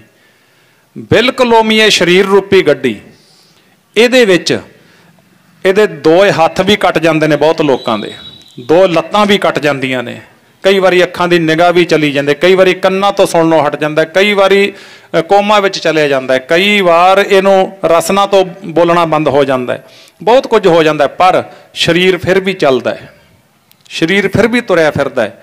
ਇਹਦੇ ਉਲਟ ਜੇ ਕਰ ਕਿਤੇ ਵਾਹਿਗੁਰੂ ਭਾਣਾ ਵਰਤਾ ਦਿੰਦਾ ਹੈ, ਸਰੀਰ ਦੇ ਵਿੱਚੋਂ ਸਵਾਸਾਂ ਦੀ ਪੂੰਜੀ ਨਿਕਲ ਗਈ, ਸਵਾਸਾਂ ਵਾਲਾ ਤੇਲ ਮੁੱਕ ਗਿਆ, ਜ਼ੋਰ ਲਾ ਲਵੇ ਕੋਈ, ਭਾਵੇਂ ਕੋਈ ਭੈਣ, ਭਾਵੇਂ ਭਰਾ, ਭਾਵੇਂ ਪਤੀ, ਭਾਵੇਂ ਪਤਨੀ, ਭਾਵੇਂ ਪੁੱਤ, ਭਾਵੇਂ ਧੀ, ਜਿੰਨਾ ਮਰਜ਼ੀ ਬੁਲਾਉਣ, ਸਾਰੀ ਦੁਨੀਆ ਇਕੱਠੀ ਹੋ ਕੇ ਬੁਲਾਵੇ, ਜਾਣ ਵਾਲਿਆ ਇੱਕ ਗੱਲ ਤਾਂ ਕਰ ਲੈ, ਨਹੀਂ ਬੋਲੇਗਾ। ਕਬੀਰ ਸੂਤਾ ਕਿਆ ਕਰੇ, ਉੱਠ ਕੇ ਨਾ ਜਪੈ ਮੁਰਾਰ, ਇੱਕ ਦਿਨ ਸੋਵਨ ਹੋਏਗੋ ਲਾਂਬੇ ਗੋੜ ਪਸਾਰ। ਇੱਕ ਦਿਨ ਸਹੁੰ ਜਾਵੇਗਾ ਬੰਦਿਆ, ਪਰਿਵਾਰ ਵਾਲੇ ਬੁਲਾਉਣਗੇ, ਧੀਆਂ ਆਵਾਜ਼ਾਂ ਮਾਰਨਗੀਆਂ, ਪੁੱਤਰ ਆਵਾਜ਼ਾਂ ਮਾਰਨਗੇ, ਪੋਤਰੇ ਆਵਾਜ਼ਾਂ ਮਾਰਨਗੇ, ਪਰ ਤੂੰ ਪਿਆ ਹੋਵੇਂਗਾ, ਸਰੀਰ ਉਵੇਂ ਹੋਵੇਗਾ, ਸਭ ਹੱਥ ਪੈਰ, ਸਭ ਅੱਖਾਂ ਕੰਨ ਨੱਕ ਸਭ ਕੁਝ ਹੋਵੇਗਾ, ਪਰ ਤੈਨੂੰ ਕਿਸੇ ਦੀ ਆਵਾਜ਼ ਨਹੀਂ ਸੁਣੇਗੀ।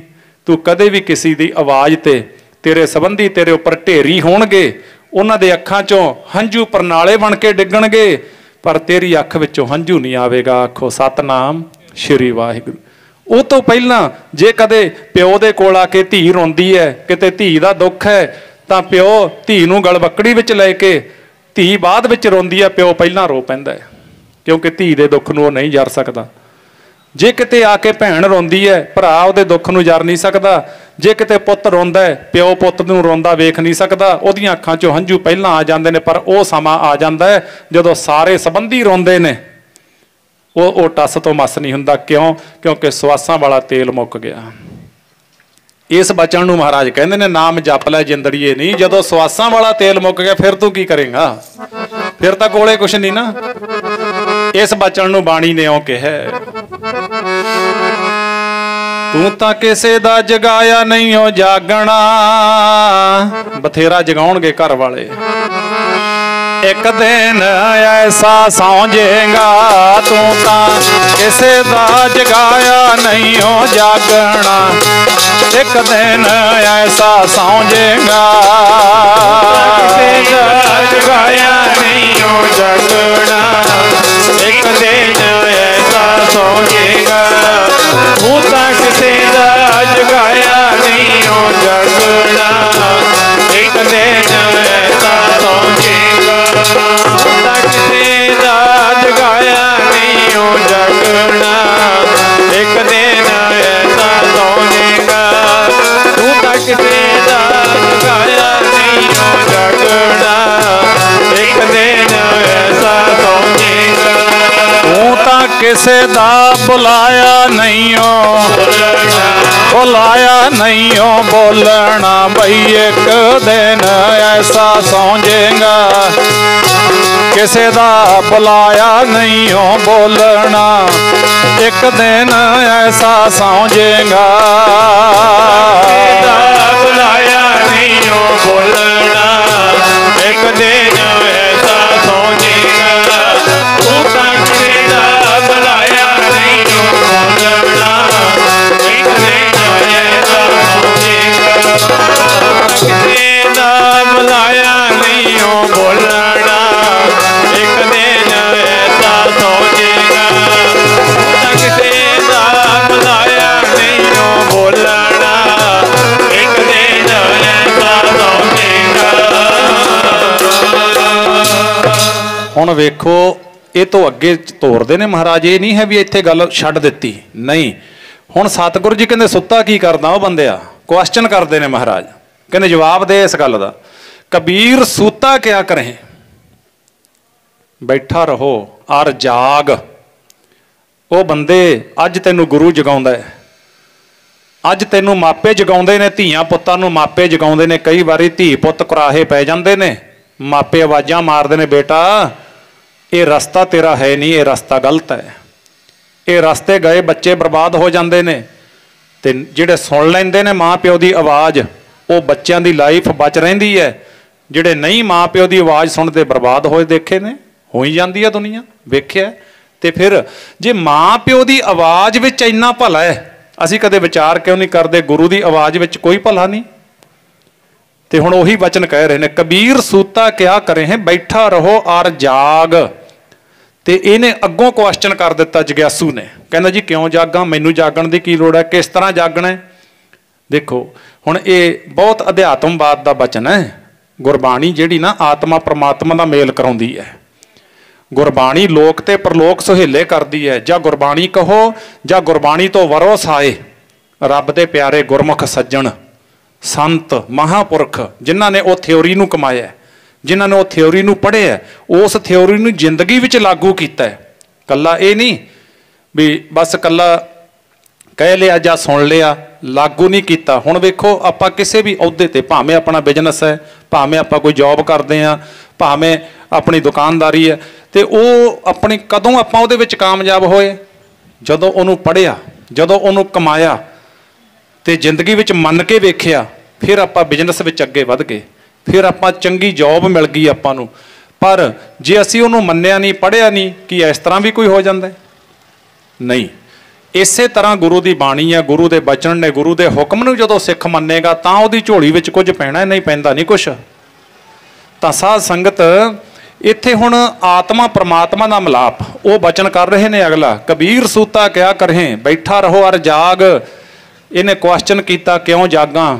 ਪਾਤਸ਼ਾਹ ਜੀ ਕਹਿੰਦੇ, ਜਾ ਕੇ ਸੰਗ ਤੇ ਵਿਛੁਰਾ। ਵਿਛੁਰਾ ਦਾ ਅਰਥ ਹੈ ਵਿਛੜਿਆ। ਕਹਿੰਦੇ ਜਿਸ ਦੇ ਸੰਗ ਨਾਲੋਂ ਆਤਮਾ ਦਾ ਵਿਛੋੜਾ ਹੋਇਆ ਹੈ, ਤਾਹੀ ਕੇ ਸੰਗ ਲਾਗ। ਉਹਦੇ ਨਾਲ ਸੁਰਤ ਜੋੜ। ਕਿਵੇਂ ਸੁਰਤ ਜੋੜਨੀ ਹੈ? ਚਾਲਾਂਗੇ ਉੱਠ ਨਾਮ ਜਪ। ਚਾਲਾਂਗੇ ਦਾ ਅਰਥ ਹੈ ਅੰਮ੍ਰਿਤ ਵੇਲਾ, ਪੌ ਫਟਾਲਾ। ਸਿੱਧਾ ਹੀ ਇਹ ਨਹੀਂ ਵੀ ਜਾ ਕੇ ਦੁਕਾਨ ਹੀ ਖੋਲ ਲਈ, ਸਿੱਧਾ ਇਹ ਨਹੀਂ ਹੈਗਾ ਵੀ ਜਾ ਕੇ ਦਫ਼ਤਰ ਚਲਿਆ ਜਾ, ਇਹ ਨਹੀਂ ਵੀ ਸਿੱਧੇ ਖੇਤ ਤੁਰ ਜਾ, ਨਹੀਂ। ਇਹ ਸਾਰੇ ਕੰਮਾਂ ਤੋਂ ਪਹਿਲਾਂ ਮਹਾਰਾਜ ਕਹਿੰਦੇ ਝਾਲਾਂਗੇ ਉੱਠ ਨਾਮ ਜਪ। ਨਿਸਬਾਸਰ ਆਰਾਧ। ਨਿਸਬਾਸਰ ਦਾ ਅਰਥ ਹੈ ਦਿਨ ਰਾਤ। ਦਿਨ ਰਾਤੀ ਆਰਾਧੋ ਪਿਆਰੇ, ਨਿਮਖ ਨਾ ਕੀਜੈ ਢੀਲਾ। ਵੇਖੀਓ ਬੰਦਿਆ, ਆਲਸ ਨਾ ਕਰੀ, ਕਦੇ ਦਲਿੱਦਰ ਨਾ ਕਰੀ। ਦਿਨ ਤੇ ਰਾਤ ਉਸ ਪਤੀ ਪਰਮੇਸ਼ਰ ਪ੍ਰਮਾਤਮਾ ਦੀ ਆਰਾਧਨਾ ਦੇ ਵਿੱਚ ਜੁੜਿਆ ਰਹੇ। ਆਪਣਾ ਕੰਮ ਧੰਦਾ ਵੀ ਕਰੀ ਚੱਲ। ਇਹ ਨਹੀਂ ਹੈ ਵੀ ਕਿਤੇ ਵੀ ਰੋਕਦੇ ਨੇ ਸਤਿਗੁਰ ਜੀ, ਕਿਉਂਕਿ ਇਹਨਾਂ ਚੀਜ਼ਾਂ ਨੂੰ ਅਸੀਂ ਜਦੋਂ ਸੁਣਾਂਗੇ, ਕਮਾਵਾਂਗੇ, ਫਿਰ ਹੀ ਗੱਲ ਬਣਨੀ ਹੈ ਨਾ।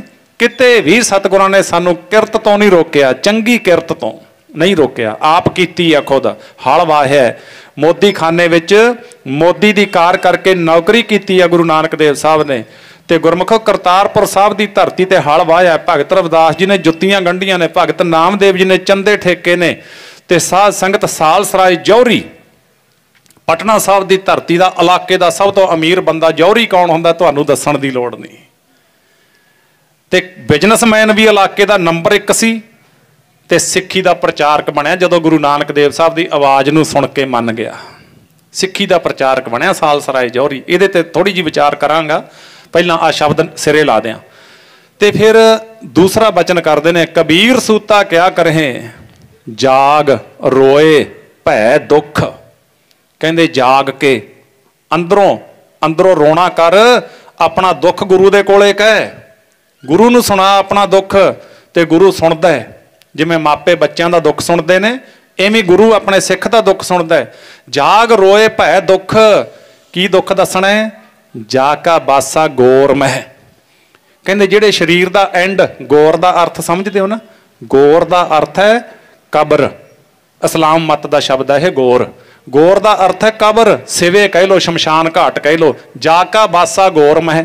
ਜਿਹੜੇ ਸਰੀਰ ਦਾ ਐਂਡ ਸ਼ਮਸ਼ਾਨ ਘਾਟ ਹੈ, ਸੋ ਕਿਉਂ ਸੋਵੈ ਸੁੱਖ। ਉਹ ਆਰਾਮ ਨਾਲ ਘਰਾੜੇ ਮਾਰਦਾ ਹੋਵੇ, ਅਗਿਆਨ ਦੀ ਨੀਂਦ ਵਿੱਚ ਸੁੱਤਾ ਪਿਆ ਹੋਵੇ, ਤੇ ਉਹ ਕਿਸੇ ਦੇ ਗੁਰੂ ਦੀ ਆਵਾਜ਼ ਨਾ ਸੁਣੇ, ਕਿਸੇ ਰੱਬ ਦੇ ਪਿਆਰੇ ਗੁਰਮੁਖ ਪਿਆਰੇ ਮਹਾਂਪੁਰਖ ਦੀ ਆਵਾਜ਼ ਨਾ ਸੁਣੇ, ਤੇ ਉਹ ਵੇਸਲਾ ਤੁਰਿਆ ਫਿਰਦਾ ਹੋਵੇ।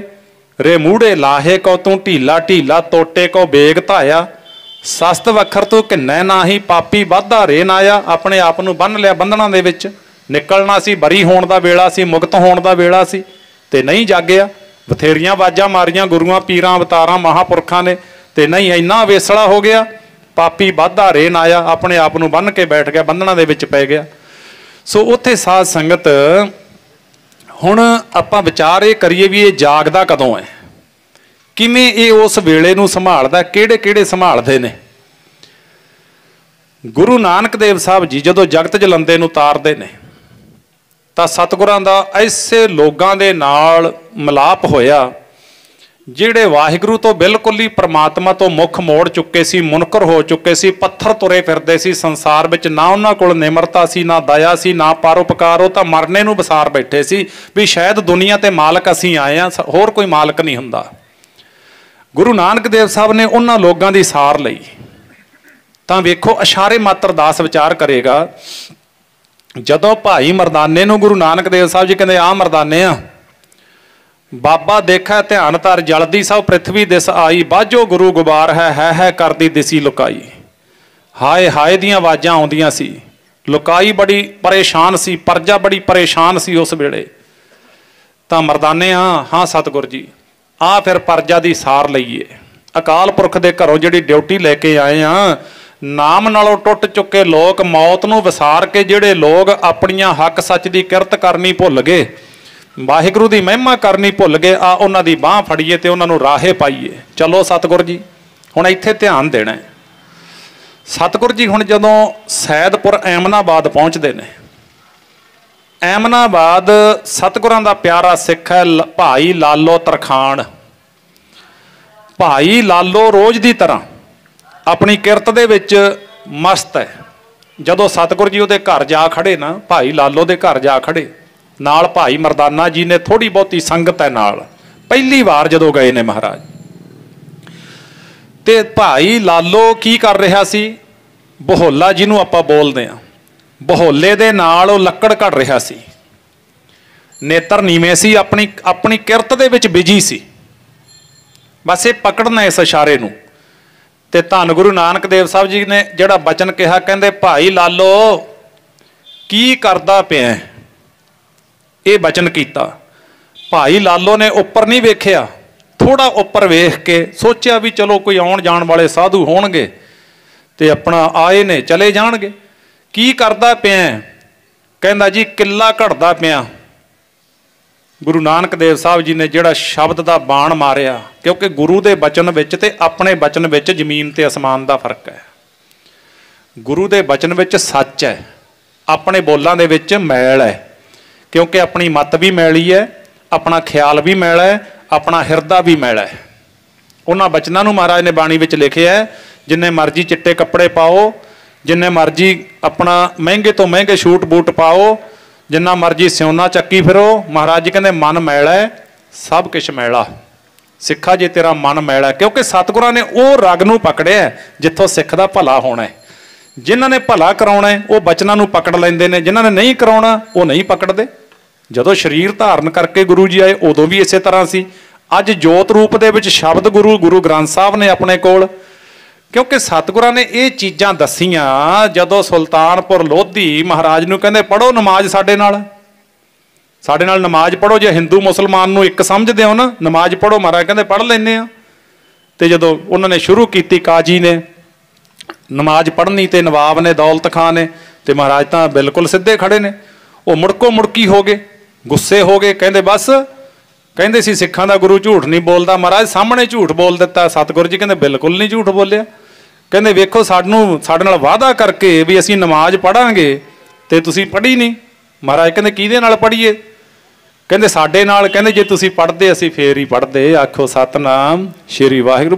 ਬਹੁਤ ਵੱਡੀ ਇਹ ਘਟਨਾ ਵਾਪਰੀ ਸੀ। ਤੇ ਉਸ ਵੇਲੇ ਮਹਾਰਾਜ ਕਹਿੰਦੇ ਨਹੀਂ ਤੁਸੀਂ ਪੜ੍ਹੀ ਨਹੀਂ। ਕਹਿੰਦੇ ਜੀ ਆਹ ਜਿੰਨੀ ਸੰਗਤ ਖੜੀ ਹੈ, ਪਰਜਾ ਖੜੀ ਹੈ, ਇਹਨਾਂ ਨੂੰ ਪੁੱਛ ਲਓ। ਮਹਾਰਾਜ ਕਹਿੰਦੇ ਇਹ ਤਾਂ ਅੰਨੇ ਨੇ ਸਾਰੇ। ਉਹ ਸਾਰੇ ਗੁੱਸੇ ਹੋ ਗਏ, ਕ੍ਰੋਧ ਵਿੱਚ ਆ ਗਏ। ਕਹਿੰਦੇ ਮਹਾਰਾਜ ਤੁਸੀਂ ਕਮਾਲ ਕਰਦੇ ਹੋ, ਸਾਡੇ ਅੱਖਾਂ ਲੱਗੀਆਂ ਨੇ। ਮਹਾਰਾਜ ਜੀ ਕਹਿੰਦੇ ਫਿਰ ਪ੍ਰੈਕਟੀਕਲ ਸਪਸ਼ਟੀਕਰਨ ਦੇਈਏ? ਕਹਿੰਦੇ ਦਿਓ। ਕਹਿੰਦੇ ਕਾਜੀ ਸਾਹਿਬ ਤੁਸੀਂ ਨਮਾਜ਼ ਪੜ੍ਹੀ ਹੈ? ਕਹਿੰਦਾ ਜੀ ਮੈਂ ਪੜ੍ਹੀ ਹੈ। ਕਹਿੰਦੇ ਝੂਠ ਬੋਲਦਾ। ਕਹਿੰਦੇ ਨਹੀਂ ਮਹਾਰਾਜ ਮੈਂ ਪੜ੍ਹੀ ਹੈ। ਕਹਿੰਦੇ ਫਿਰ ਦੱਸ ਦਈਏ ਪਰਦਾ ਰੱਖਣਾ ਚਾਹੁੰਦਾ ਨਹੀਂ? ਕਹਿੰਦਾ ਜੀ ਕਿਉਂਕਿ ਉਹਨਾਂ ਨੂੰ ਭਰੋਸਾ ਨਹੀਂ ਸੀ ਵੀ ਇਹ ਪਰਮੇਸ਼ਰ ਸਰੂਪ ਨੇ। ਆਪ ਨਾਰਾਇਣ ਕਲਾ ਧਾਰ ਜਗ ਮੈਂ ਪਰਵਰਿਓ। ਆਪ ਪਰਮੇਸ਼ਰ ਸਾਧ ਸੰਗਤ ਪੰਜਾਂ ਤੱਤਾਂ ਦਾ ਸਰੀਰ ਧਾਰ ਕੇ ਸੰਸਾਰ ਤੇ ਆਏ ਨੇ। ਕਦੇ ਖਿਆਲ ਕਰੋ, ਗੁਰੂ ਨਾਨਕ ਦੇਵ ਸਾਹਿਬ ਜੀ ਸੱਚਖੰਡ ਤੋਂ ਗੁਰੂ ਪਦਵੀ ਲੈ ਕੇ ਆਏ ਨੇ। ਆਖੋ ਸਤਨਾਮ ਸ਼੍ਰੀ ਵਾਹਿਗੁਰੂ। ਹਰ ਪੀਰ ਦਾ, ਹਰ ਪੈਗੰਬਰ ਦਾ ਸੰਸਾਰ ਤੇ ਆ ਕੇ ਗੁਰੂ ਹੈ। ਹਰ ਇੱਕ ਦਾ ਗੁਰੂ ਹੈ, ਹਰ ਇੱਕ ਨੇ ਗੁਰੂ ਧਾਰਨ ਕੀਤਾ ਹੈ। ਪਰ ਗੁਰੂ ਨਾਨਕ ਦੇਵ ਸਾਹਿਬ ਦਾ ਗੁਰੂ ਅਕਾਲ ਪੁਰਖ ਵਾਹਿਗੁਰੂ ਪਰਮੇਸ਼ਰ ਹੈ। ਧੁਰ ਦਰਗਾਹੋਂ ਗੁਰੂ ਪਦਵੀ ਲੈ ਕੇ ਆਏ ਨੇ। ਇਹਨਾਂ ਚੀਜ਼ਾਂ ਨੂੰ ਅਸੀਂ ਸਮਝਣਾ ਹੁੰਦਾ, ਸੋਚਣਾ ਹੁੰਦਾ। ਸੋ ਭਾਈ ਉੱਥੇ ਕਾਜੀ ਤੂੰ ਪਰਦਾ ਨਹੀਂ ਰੱਖਣਾ ਚਾਹੁੰਦਾ? ਕਹਿੰਦਾ ਨਹੀਂ ਮਹਾਰਾਜ ਦੱਸੋ। ਕਹਿੰਦੇ ਫਿਰ ਘੋੜੀ ਸੂਈ ਹੈ ਜਿਹੜੀ, ਬਸ਼ੇਰੇ ਨੂੰ ਬੰਨਣੋਂ ਭੁੱਲ ਗਿਆ, ਖੂਹ ਤੇ ਤੂੰ ਢੱਕਣ ਦੇਣੋਂ ਭੁੱਲ ਗਿਆ। ਹੁਣ ਤੂੰ ਤਾਂ ਬਸ਼ੇਰੇ ਨੂੰ ਫੜਦਾ ਫਿਰਦਾ ਵੀ ਜੇ ਖੂਹ 'ਚ ਬਸ਼ੇਰਾ ਡਿੱਗ ਗਿਆ, ਖੂਹ 'ਚ ਬਸ਼ੇਰਾ ਡਿੱਗ ਗਿਆ। ਇੱਥੇ ਤਾਂ ਸਰੀਰ ਨਿਉਂਦਾ ਸੀ ਤੇ ਖੜਾ ਹੁੰਦਾ ਸੀ। ਇਹ ਤਾਂ ਧਰਤੀ ਨਾਲ ਮੱਥਾ ਸਰੀਰ ਮਾਰ ਰਿਹਾ ਸੀ। ਮਨ ਨੇ ਨਮਾਜ਼ ਪੜ੍ਹਨੀ ਸੀ। ਮਨ ਤਾਂ ਤੇਰਾ ਘਰੇ ਵਿਹੜੇ ਦੇ ਵਿੱਚ ਬਸ਼ੇਰਾ ਫੜਦਾ ਹੈ, ਦੱਸ। ਤੇ ਜਦੋਂ ਹੁਣ ਵਜਨ ਸੀ, ਬਚਨ ਦੇ ਵਿੱਚ ਵਜਨ ਝੁਕ ਗਿਆ। ਫਿਰ ਕਾਜੀ ਚਰਨਾਂ ਤੇ ਡਿੱਗ ਪਿਆ। ਕਹਿੰਦਾ ਹਾਂ ਮਹਾਰਾਜ ਸੱਤ ਹੈ, ਇਹੋ ਹੀ ਗੱਲ ਹੈ। ਫਿਰ ਕਹਿੰਦੇ ਮੈਂ ਕਿਹਦੇ ਨਾਲ ਪੜ੍ਹਾਂ? ਕੋਲ ਹੀ ਖੜਾ ਸੀ ਨਵਾਬ ਦੌਲਤ ਖਾਂ। ਕਹਿੰਦਾ ਫਿਰ ਮੇਰੇ ਨਾਲ ਪੜ੍ਹਨੀ ਸੀ। ਮਹਾਰਾਜ ਕਹਿੰਦੇ ਤੂੰ ਵੀ ਨਹੀਂ ਪੜ੍ਹੀ? ਕਹਿੰਦਾ ਮੈਂ ਤਾਂ ਪੜ੍ਹੀ ਹੈ ਜੀ।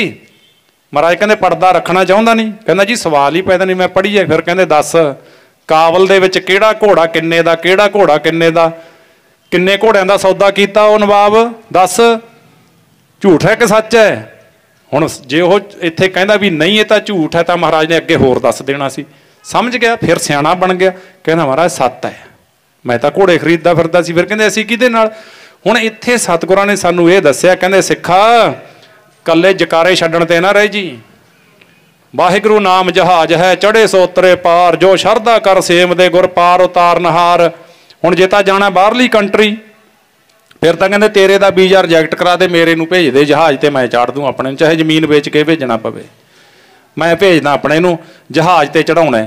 ਜੇ ਵਾਹਿਗੁਰੂ ਦੇ ਜਹਾਜ਼ ਤੇ ਚੜ੍ਹਨਾ, ਕਹਿੰਦਾ ਮੈਂ ਆਪਣੇ ਮੁੰਡੇ ਨੂੰ ਸਾਧ ਥੋੜੀ ਬਣਾਉਣਾ। ਆਖੋ ਸਤਨਾਮ ਸ਼੍ਰੀ ਵਾਹਿਗੁਰੂ, ਸਾਧ ਥੋੜੀ ਬਣਾਉਣਾ ਮੈਂ ਆਪਣੇ ਮੁੰਡੇ ਨੂੰ। ਅਸਲ ਵਿੱਚ ਅਸੀਂ ਸਾਧ ਬਣਨਾ ਚਾਹੁੰਦੇ ਹੀ ਨਹੀਂ। ਸਾਧ ਕਿਹਨੂੰ ਕਹਿੰਦੇ ਨੇ?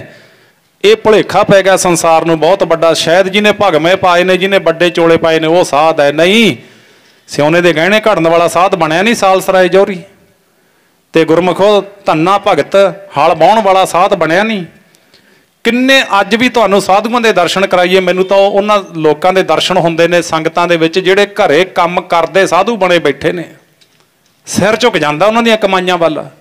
ਐਡੇ ਵੱਡੇ ਉੱਚੇ ਤੇ ਸੁੱਚੇ ਜੀਵਨ ਲਈ ਬੈਠੇ ਨੇ ਗੁਰਮੁਖੋ, ਹੱਥ ਜੁੜ ਜਾਂਦੇ ਨੇ ਆਪ ਮੁਹਾਰੇ, ਇਉਂ ਵੀ ਧੰਨ ਹੈ ਬਈ ਤੁਹਾਡੀ ਕਮਾਈ। ਸੋ ਇਸ ਕਰਕੇ ਉਹ ਜੋ ਕਹਿੰਦੇ ਆਪਣੇ ਨੂੰ ਸਾਧ ਮੈਂ ਥੋੜੋ ਬਣਾਉਣਾ। ਤੇ ਸਾਧ ਸੰਗਤ ਮਹਾਰਾਜ ਜੀ ਕਹਿੰਦੇ ਦੇਖੀ ਕੱਲੇ ਜਕਾਰੇ ਛੱਡਣ ਤੇ ਨਾ ਰਹਿ ਜੀ, ਕੱਲੇ ਮੰਦਰ ਤੇ ਫੁੱਲ ਚੜਾਉਣੇ ਤੇ ਕੱਲੇ ਪਾਣੀ ਦੀਆਂ ਚੂੜੀਆਂ ਭਰਨੀਆਂ। ਜੇ ਮੰਦਰ ਦੇ ਜਿਹੜਾ ਉਪਦੇਸ਼ ਹੈ ਉਹ ਨਾ ਕਮਾਇਆ ਨਾ ਦੁਕਾਨ ਤੇ ਬੈਠ ਕੇ, ਫਿਰ ਤੇਰਾ ਮੰਦਰ ਦੇ ਗੇੜੇ ਦਿੱਤੇ ਵੀ ਐਵੇਂ ਜਾਣਗੇ, ਤੇਰੇ ਗੁਰਦੁਆਰੇ ਦੇ ਗੇੜੇ ਦਿੱਤੇ ਐਵੇਂ ਜਾਣਗੇ। ਜੇ ਨਮਾਜ਼ਾਂ ਉੱਥੇ ਕੱਲਾ ਨਿਉਣਾ ਗੋਡਣੀਆਂ ਭਾਰ ਹੋ ਕੇ ਧਰਤੀ ਤੇ ਮੱਥਾ ਲਾਉਣਾ, ਕਹਿੰਦੇ ਜੇ ਉਹਨੂੰ ਕਮਾਇਆ ਨਾ ਮੰਨਿਆ ਨਾ ਤਾਂ ਉਹਦਾ ਵੀ ਕੋਈ ਫਾਇਦਾ ਨਹੀਂ। ਗੱਲ ਤਾਂ ਮੰਨਣ ਤੇ ਹੋਣੀ ਹੈ। ਸਤਿਗੁਰਾਂ ਨੇ ਲਿਖ ਦਿੱਤਾ ਅਪਰਾਧੀ ਦੂਣਾ ਨਿਵੈ, ਜਿਉ ਹੰਤਾ ਮਿਰਗਾਹੇ ਸੀਸ ਨਿਵਾਇਆ ਕਿਆ ਥੀ ਹੈ, ਜੋ ਹਿਰਦੈ ਕਸੁੱਧੇ ਜਾਹੇ। ਜੇ ਹਿਰਦੇ ਦਾ ਕੂੜ ਹੀ ਨਹੀਂ ਚੱਕਣਾ, ਹਿਰਦੇ ਦਾ ਕਪਟ ਹੀ ਨਹੀਂ ਚੱਕਣਾ, ਹਿਰਦੇ ਦੀ ਕੋਈ ਭੈੜੀ ਗੱਲ ਹੀ ਨਹੀਂ ਛੱਡਣੀ, ਫਿਰ ਮਹਾਰਾਜ ਕਹਿੰਦੇ ਤੇਰੇ ਸੀਸ ਨਿਵਾਉਣ ਦਾ ਫੁੱਲ ਭਗਾਉਣ ਦਾ ਕੀ ਫਾਇਦਾ ਹੈ? ਉਹ ਫਾਇਦਾ ਤਾਂ ਹੋਣਾ ਜੇ ਮੰਨੇਗਾ। ਇਉਂ ਲਿਖਿਆ ਸਤਿਗੁਰਾਂ ਨੇ ਬਾਣੀ ਵਿੱਚ, ਪੜ੍ਹੋ ਪ੍ਰੇਮ ਨਾਲ ਤਾਂ ਕਿ ਅਸੀਂ ਕੋਈ ਕਦਮ ਗੁਰੂ ਵਾਲੇ ਪਾਸੇ ਪੱਟ ਸਕੀਏ। ਮੇਰਾ ਕਹਿਣ ਦਾ ਭਾਵ ਸਿਰਫ ਇੰਨਾ ਹੈ। ਉਹ ਗੱਲ ਇੱਕ ਨਹੀਂ ਗੁਰਾਂ ਦੀ ਮੰਨਦਾ, ਉਤੋਂ ਉਤੋਂ ਮੱਥੇ ਟੇਕਦਾ। ਗੱਲ ਇੱਕ ਨਹੀਂ ਗੁਰਾਂ ਦੀ ਮੰਨਦਾ, ਉਤੋਂ ਉਤੋਂ ਮੱਥੇ ਟੇਕਦਾ। ਨੀ ਗੁਰਾਂ ਦੀ ਮੰਨਦਾ, ਉਤੋਂ ਉਤੋਂ ਮੱਥੇ ਟੇਕਦਾ। ਗੱਲ ਇੱਕ ਨੀ ਗੁਰਾਂ ਦੀ ਮੰਨਦਾ, ਉਤੋਂ ਉਤੋਂ ਮੱਥੇ ਟੇਕਦਾ। ਗੱਲ ਇੱਕ ਨੀ ਗੁਰਾਂ ਦੀ ਮੰਨਦਾ, ਉਤੋਂ ਉਤੋਂ ਮੱਥੇ ਟੇਕਦਾ। ਗੱਲ ਇੱਕ ਨੀ ਗੁਰਾਂ ਦੀ ਮੰਨਦਾ, ਉਤੋਂ ਉਤੋਂ ਮੱਥੇ ਟੇਕਦਾ। ਗੱਲ ਇੱਕ ਨੀ ਗੁਰਾਂ ਦੀ ਮੰਨਦਾ ਬਈ ਗੁਰਾਂ ਦੀ,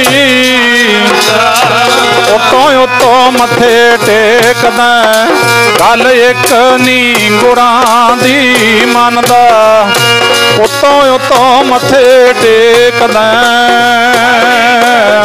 ਗੁਰਾਂ ਦੀ ਮੰਨਦਾ, ਉਤੋਂ ਉਤੋਂ ਮੱਥੇ ਟੇਕਦਾ।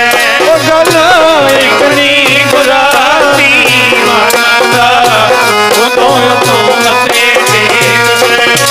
ਗੱਲ ਇੱਕ ਨੀ ਗੁਰਾਂ ਦੀ ਮੰਨਦਾ, ਉਤੋਂ ਉਤੋਂ ਮੱਥੇ ਟੇਕਦਾ। ਗੱਲ ਇੱਕ ਨੀ ਗੁਰਾਂ ਦੀ ਮੰਨਦਾ, ਉਤੋਂ ਉਤੋਂ ਮੱਥੇ ਟੇਕਦਾ। ਕਿਨਕਾ ਏਕ ਜਿਸ ਜੀ ਬਸਾਵੈ, ਤਾਕੀ ਮਹਿਮਾ ਗਨੀ ਨਾ ਆਵੈ। ਕਾਂਖੀ ਏਕੈ ਦਰਸ ਤੁਹਾਰੋ, ਨਾਨਕ ਉਨ ਸੰਗ ਮੋਹਿ ਉਧਾਰੋ। ਗੱਲ ਤਾਂ ਕਿਣਕੇ ਦੀ ਹੈ। ਕਿਣਕਾ ਕੀ ਹੈ? ਗੁਰੂ ਦੇ ਬਚਨ ਨੂੰ ਹਿਰਦੇ ਵਿੱਚ ਲੈ ਜਾਣਾ, ਗੁਰੂ ਦੇ ਬਚਨ ਨੂੰ ਮੰਨਣਾ। ਜਦੋਂ ਸੱਜਣ ਠੱਗ ਨੂੰ ਆਖਿਆ ਗੁਰੂ ਨਾਨਕ ਦੇਵ ਸਾਹਿਬ ਨੇ, ਸੱਜਣਾ ਘੱਟੋ ਘੱਟ ਨਾਮ ਦੀ ਤਾਂ ਤੂੰ ਥੋੜੀ ਬਹੁਤੀ ਹਯਾ ਮੰਨ ਲੈ।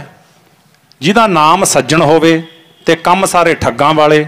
ਇੱਕੋ ਹੀ ਬਾਣ ਮਾਰਿਆ ਸੀ, ਸੱਜਣ ਨੂੰ ਸੰਤ ਬਣਾ ਦਿੱਤਾ ਗੁਰੂ ਨਾਨਕ ਦੇਵ ਸਾਹਿਬ ਨੇ।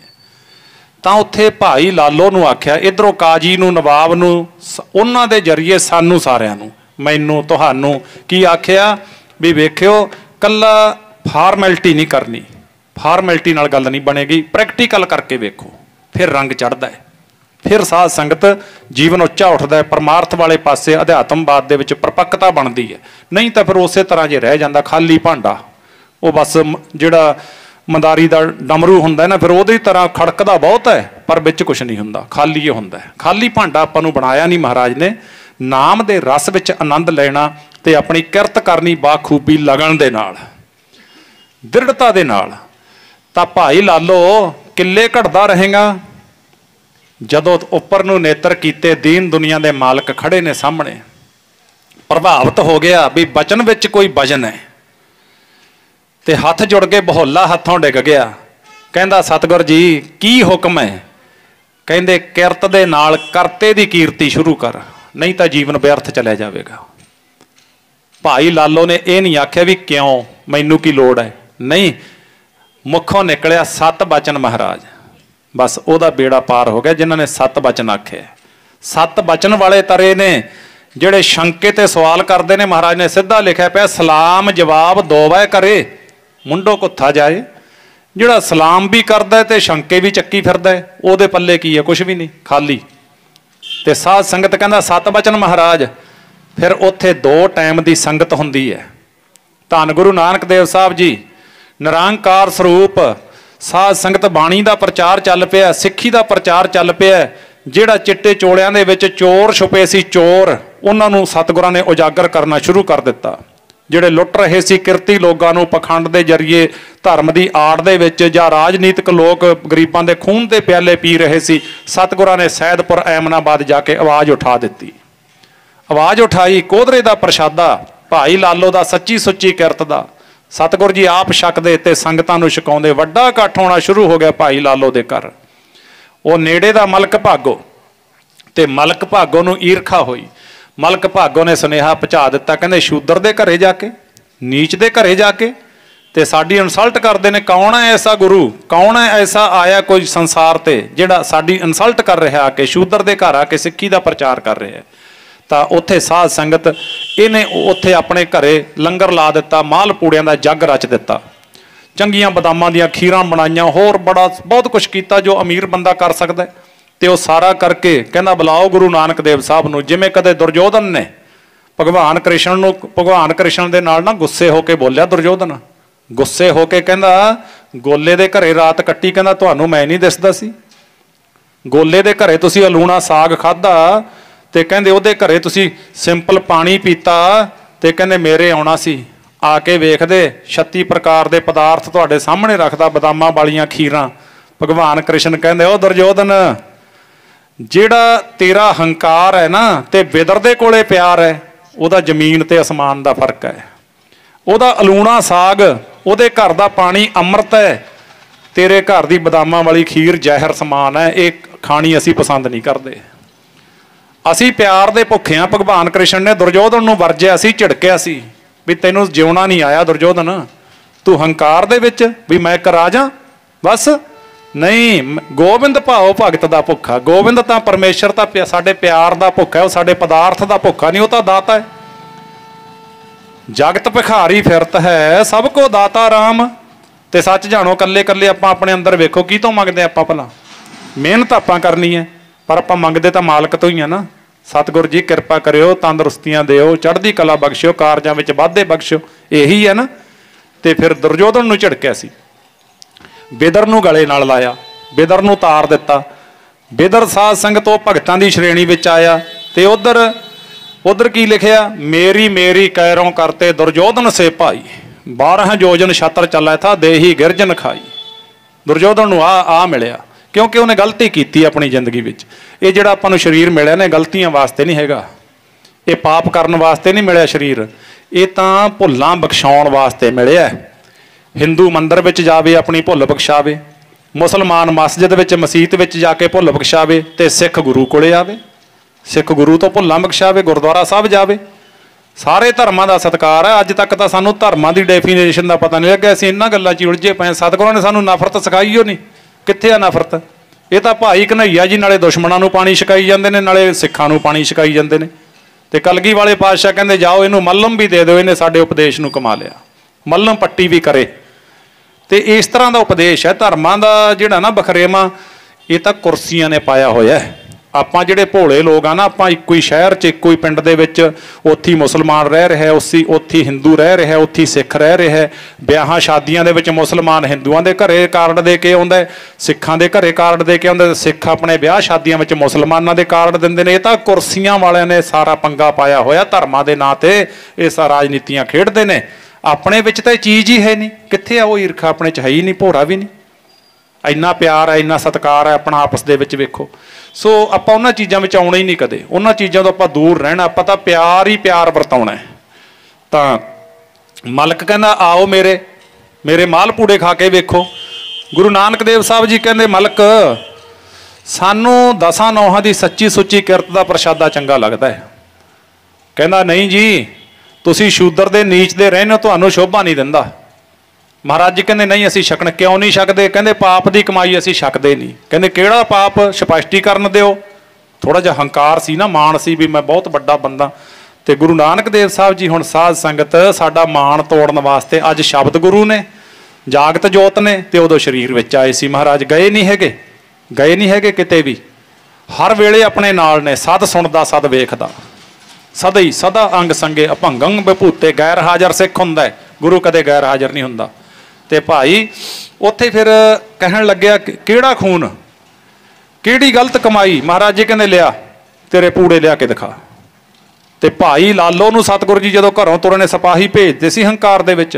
ਮਹਾਰਾਜ ਜੀ ਕਹਿੰਦੇ ਚਲੋ ਅਸੀਂ ਚੱਲਦੇ ਹਾਂ ਫਿਰ। ਤੇ ਭਾਈ ਲਾਲੋ ਆ ਕੋਧਰੇ ਦਾ ਪ੍ਰਸ਼ਾਦਾ ਲੈ ਕੇ ਚੱਲੀ, ਲੋੜ ਪਊਗੀ ਉੱਥੇ। ਤੇ ਜਦੋਂ ਪੂੜੇ ਲਿਆਂਦੇ ਨਾ, ਤੇ ਉਹਨੂੰ ਭਾਈ ਲਾਲੋ ਨੇ ਨਾਲ ਹੀ ਖੜਾ ਸੀ, ਲਿਆ ਲਾਲੋ ਆ ਤੇਰਾ ਸੱਚੀ ਕਿਰਤ ਦਾ ਪ੍ਰਸ਼ਾਦਾ ਦੇ ਮੈਨੂੰ। ਲੈ ਲਿਆ। ਤੇ ਭਾਈ ਲਾਲੋ ਦੇ ਜਿਹੜੇ ਪੂੜੇ ਸੀ, ਵਾਹਿਗੁਰੂ ਕੋਧਰੇ ਦਾ ਪ੍ਰਸ਼ਾਦਾ ਸੱਜੇ ਹੱਥ ਲੈ ਲਿਆ ਸਤਿਗੁਰਾਂ ਨੇ, ਤੇ ਮਲਕ ਦਾ ਖੱਬੇ ਹੱਥ ਪੂੜਾ ਲੈ ਕੇ। ਕਿਉਂਕਿ ਇਹ ਕੋਈ ਕਰਾਮਾਤ ਨਹੀਂ ਸੀ, ਇੱਕ ਸੰਗਤ ਨੂੰ ਦੱਸਣ ਵਾਸਤੇ ਵੀ ਕੁਰਾਹੇ ਪਏ ਲੋਕਾਂ ਨੂੰ ਕਿਵੇਂ ਰਾਹੇ ਪਾਉਣਾ। ਸਹਿਜ ਕਰਾਮਾਤ, ਸਹਿਜ ਕਲਾ। ਤੇ ਉੱਥੇ ਸਤਿਗੁਰਾਂ ਨੇ ਨਿਚੋੜਿਆ, ਸੱਚਮੁੱਚ ਨਿਚੋੜ ਕੇ ਦਿਖਾਇਆ। ਉਸ ਤਰ੍ਹਾਂ ਮੰਨਣ ਵਾਲੇ ਨਹੀਂ ਸੀ ਲੋਕ ਉਹ। ਤੇ ਜਦੋਂ ਨਿਚੋੜੇ ਨੇ ਨਾ, ਤਾਂ ਮਲਕ ਭਾਗੋ ਦੇ ਪੂੜਿਆਂ ਦੇ ਵਿੱਚੋਂ ਖੂਨ ਦੀਆਂ ਧਾਰਾਂ ਪੈਂਦੀਆਂ ਦੇਖੀਆਂ ਨੇ ਸੰਗਤਾਂ ਨੇ। ਤੇ ਭਾਈ ਲਾਲੋ ਦੇ ਕੋਧਰੇ ਦੇ ਪ੍ਰਸ਼ਾਦੇ ਵਿੱਚੋਂ ਦੁੱਧ ਡੁੱਲਦਾ ਵੇਖਿਆ ਸੰਗਤਾਂ ਨੇ। ਫੇਰ ਆਖਿਆ ਸੀ ਧੰਨ ਨਾਨਕ ਤੇਰੀ ਵੱਡੀ ਕਮਾਈ। ਐਵੇਂ ਨਹੀਂ ਕਿਸੇ ਨੇ ਸੀਸ ਝੁਕਾਤਾ, ਐਵੇਂ ਨਹੀਂ ਮੱਕੇ ਵਾਲਿਆਂ ਨੇ ਚਰਨਾਂ ਤੇ ਮੱਥਾ ਟੇਕਤਾ, ਐਵੇਂ ਕੌਣ ਮੰਨਦਾ? ਸੋ ਇੱਥੇ ਫਿਰ ਭਾਈ ਲਾਲੋ ਨੂੰ ਮਹਾਰਾਜ ਨੇ ਸਿੱਖੀ ਦਾ ਪ੍ਰਚਾਰਕ ਬਣਾਇਆ। ਲੈ ਭਾਈ ਲਾਲੋ, ਹੁਣ ਕਿਰਤ ਦੇ ਨਾਲ ਕੀਰਤੀ ਕਰ ਕਰਤਾ ਪੁਰਖ ਦੀ ਤੇਰੀ ਵੱਡੀ ਡਿਊਟੀ ਹੈ, ਤੂੰ ਹੁਣ ਸਿੱਖੀ ਦਾ ਪ੍ਰਚਾਰ ਕਰ। ਤਾਂ ਫਿਰ ਮਹਾਰਾਜ ਲਾਹੌਰ ਜਾਂਦੇ ਨੇ। ਦੁਨੀ ਚੰਦ 7 ਝੰਡੇ ਲੱਗੇ ਨੇ। 7 ਝੰਡੇ ਮਹਾਰਾਜ ਦੇ ਕੋਲ ਆਇਆ। ਦੁਨੀ ਚੰਦ ਆ ਕੀ ਹੈ? 7 ਝੰਡਿਆਂ ਦਾ ਮਤਲਬ ਕੀ ਹੈ? ਉਸ ਵੇਲੇ ਦੀ ਕਰੰਸੀ, ਭਾਵੇਂ ਟਕੇ ਭਾਵੇਂ ਕੋਈ ਵੀ ਉਹਦਾ ਨਾਂ ਹੈ। ਇਹ ਕੀ ਹੈ ਮਹਾਰਾਜ? ਇਹਦਾ ਇੱਕ ਝੰਡੇ ਦਾ ਮਤਲਬ ਹੈ 1 ਲੱਖ। 7 ਝੰਡਿਆਂ ਦਾ ਮਤਲਬ ਹੈ 7 ਲੱਖ। ਤੇ ਫਿਰ ਕਹਿੰਦੇ ਇਹ ਕਿੱਥੋਂ ਆਈ ਹੈ 7 ਲੱਖ? ਤੇਰੀ ਆਪਣੀ ਕਮਾਈ ਹੈ। ਕਹਿੰਦਾ ਜੀ ਗੋਲ ਮੋਲ ਗੱਲ ਕਰ ਗਿਆ, ਚੰਗੀ ਤਰ੍ਹਾਂ ਜਵਾਬ ਨਹੀਂ ਦਿੱਤਾ, ਸੱਚ ਨਹੀਂ ਬੋਲਿਆ ਗੁਰੂ ਜੀ ਕੋਲ। ਅਖੀਰ ਤੇ ਜਾ ਕੇ ਕਹਿੰਦਾ ਮਹਾਰਾਜ ਮੇਰਾ ਭਲਾ ਕਰ ਦਿਓ, ਸਤਿਗੁਰੂ ਜੀ ਮੇਰਾ ਭਲਾ ਕਰ ਦਿਓ।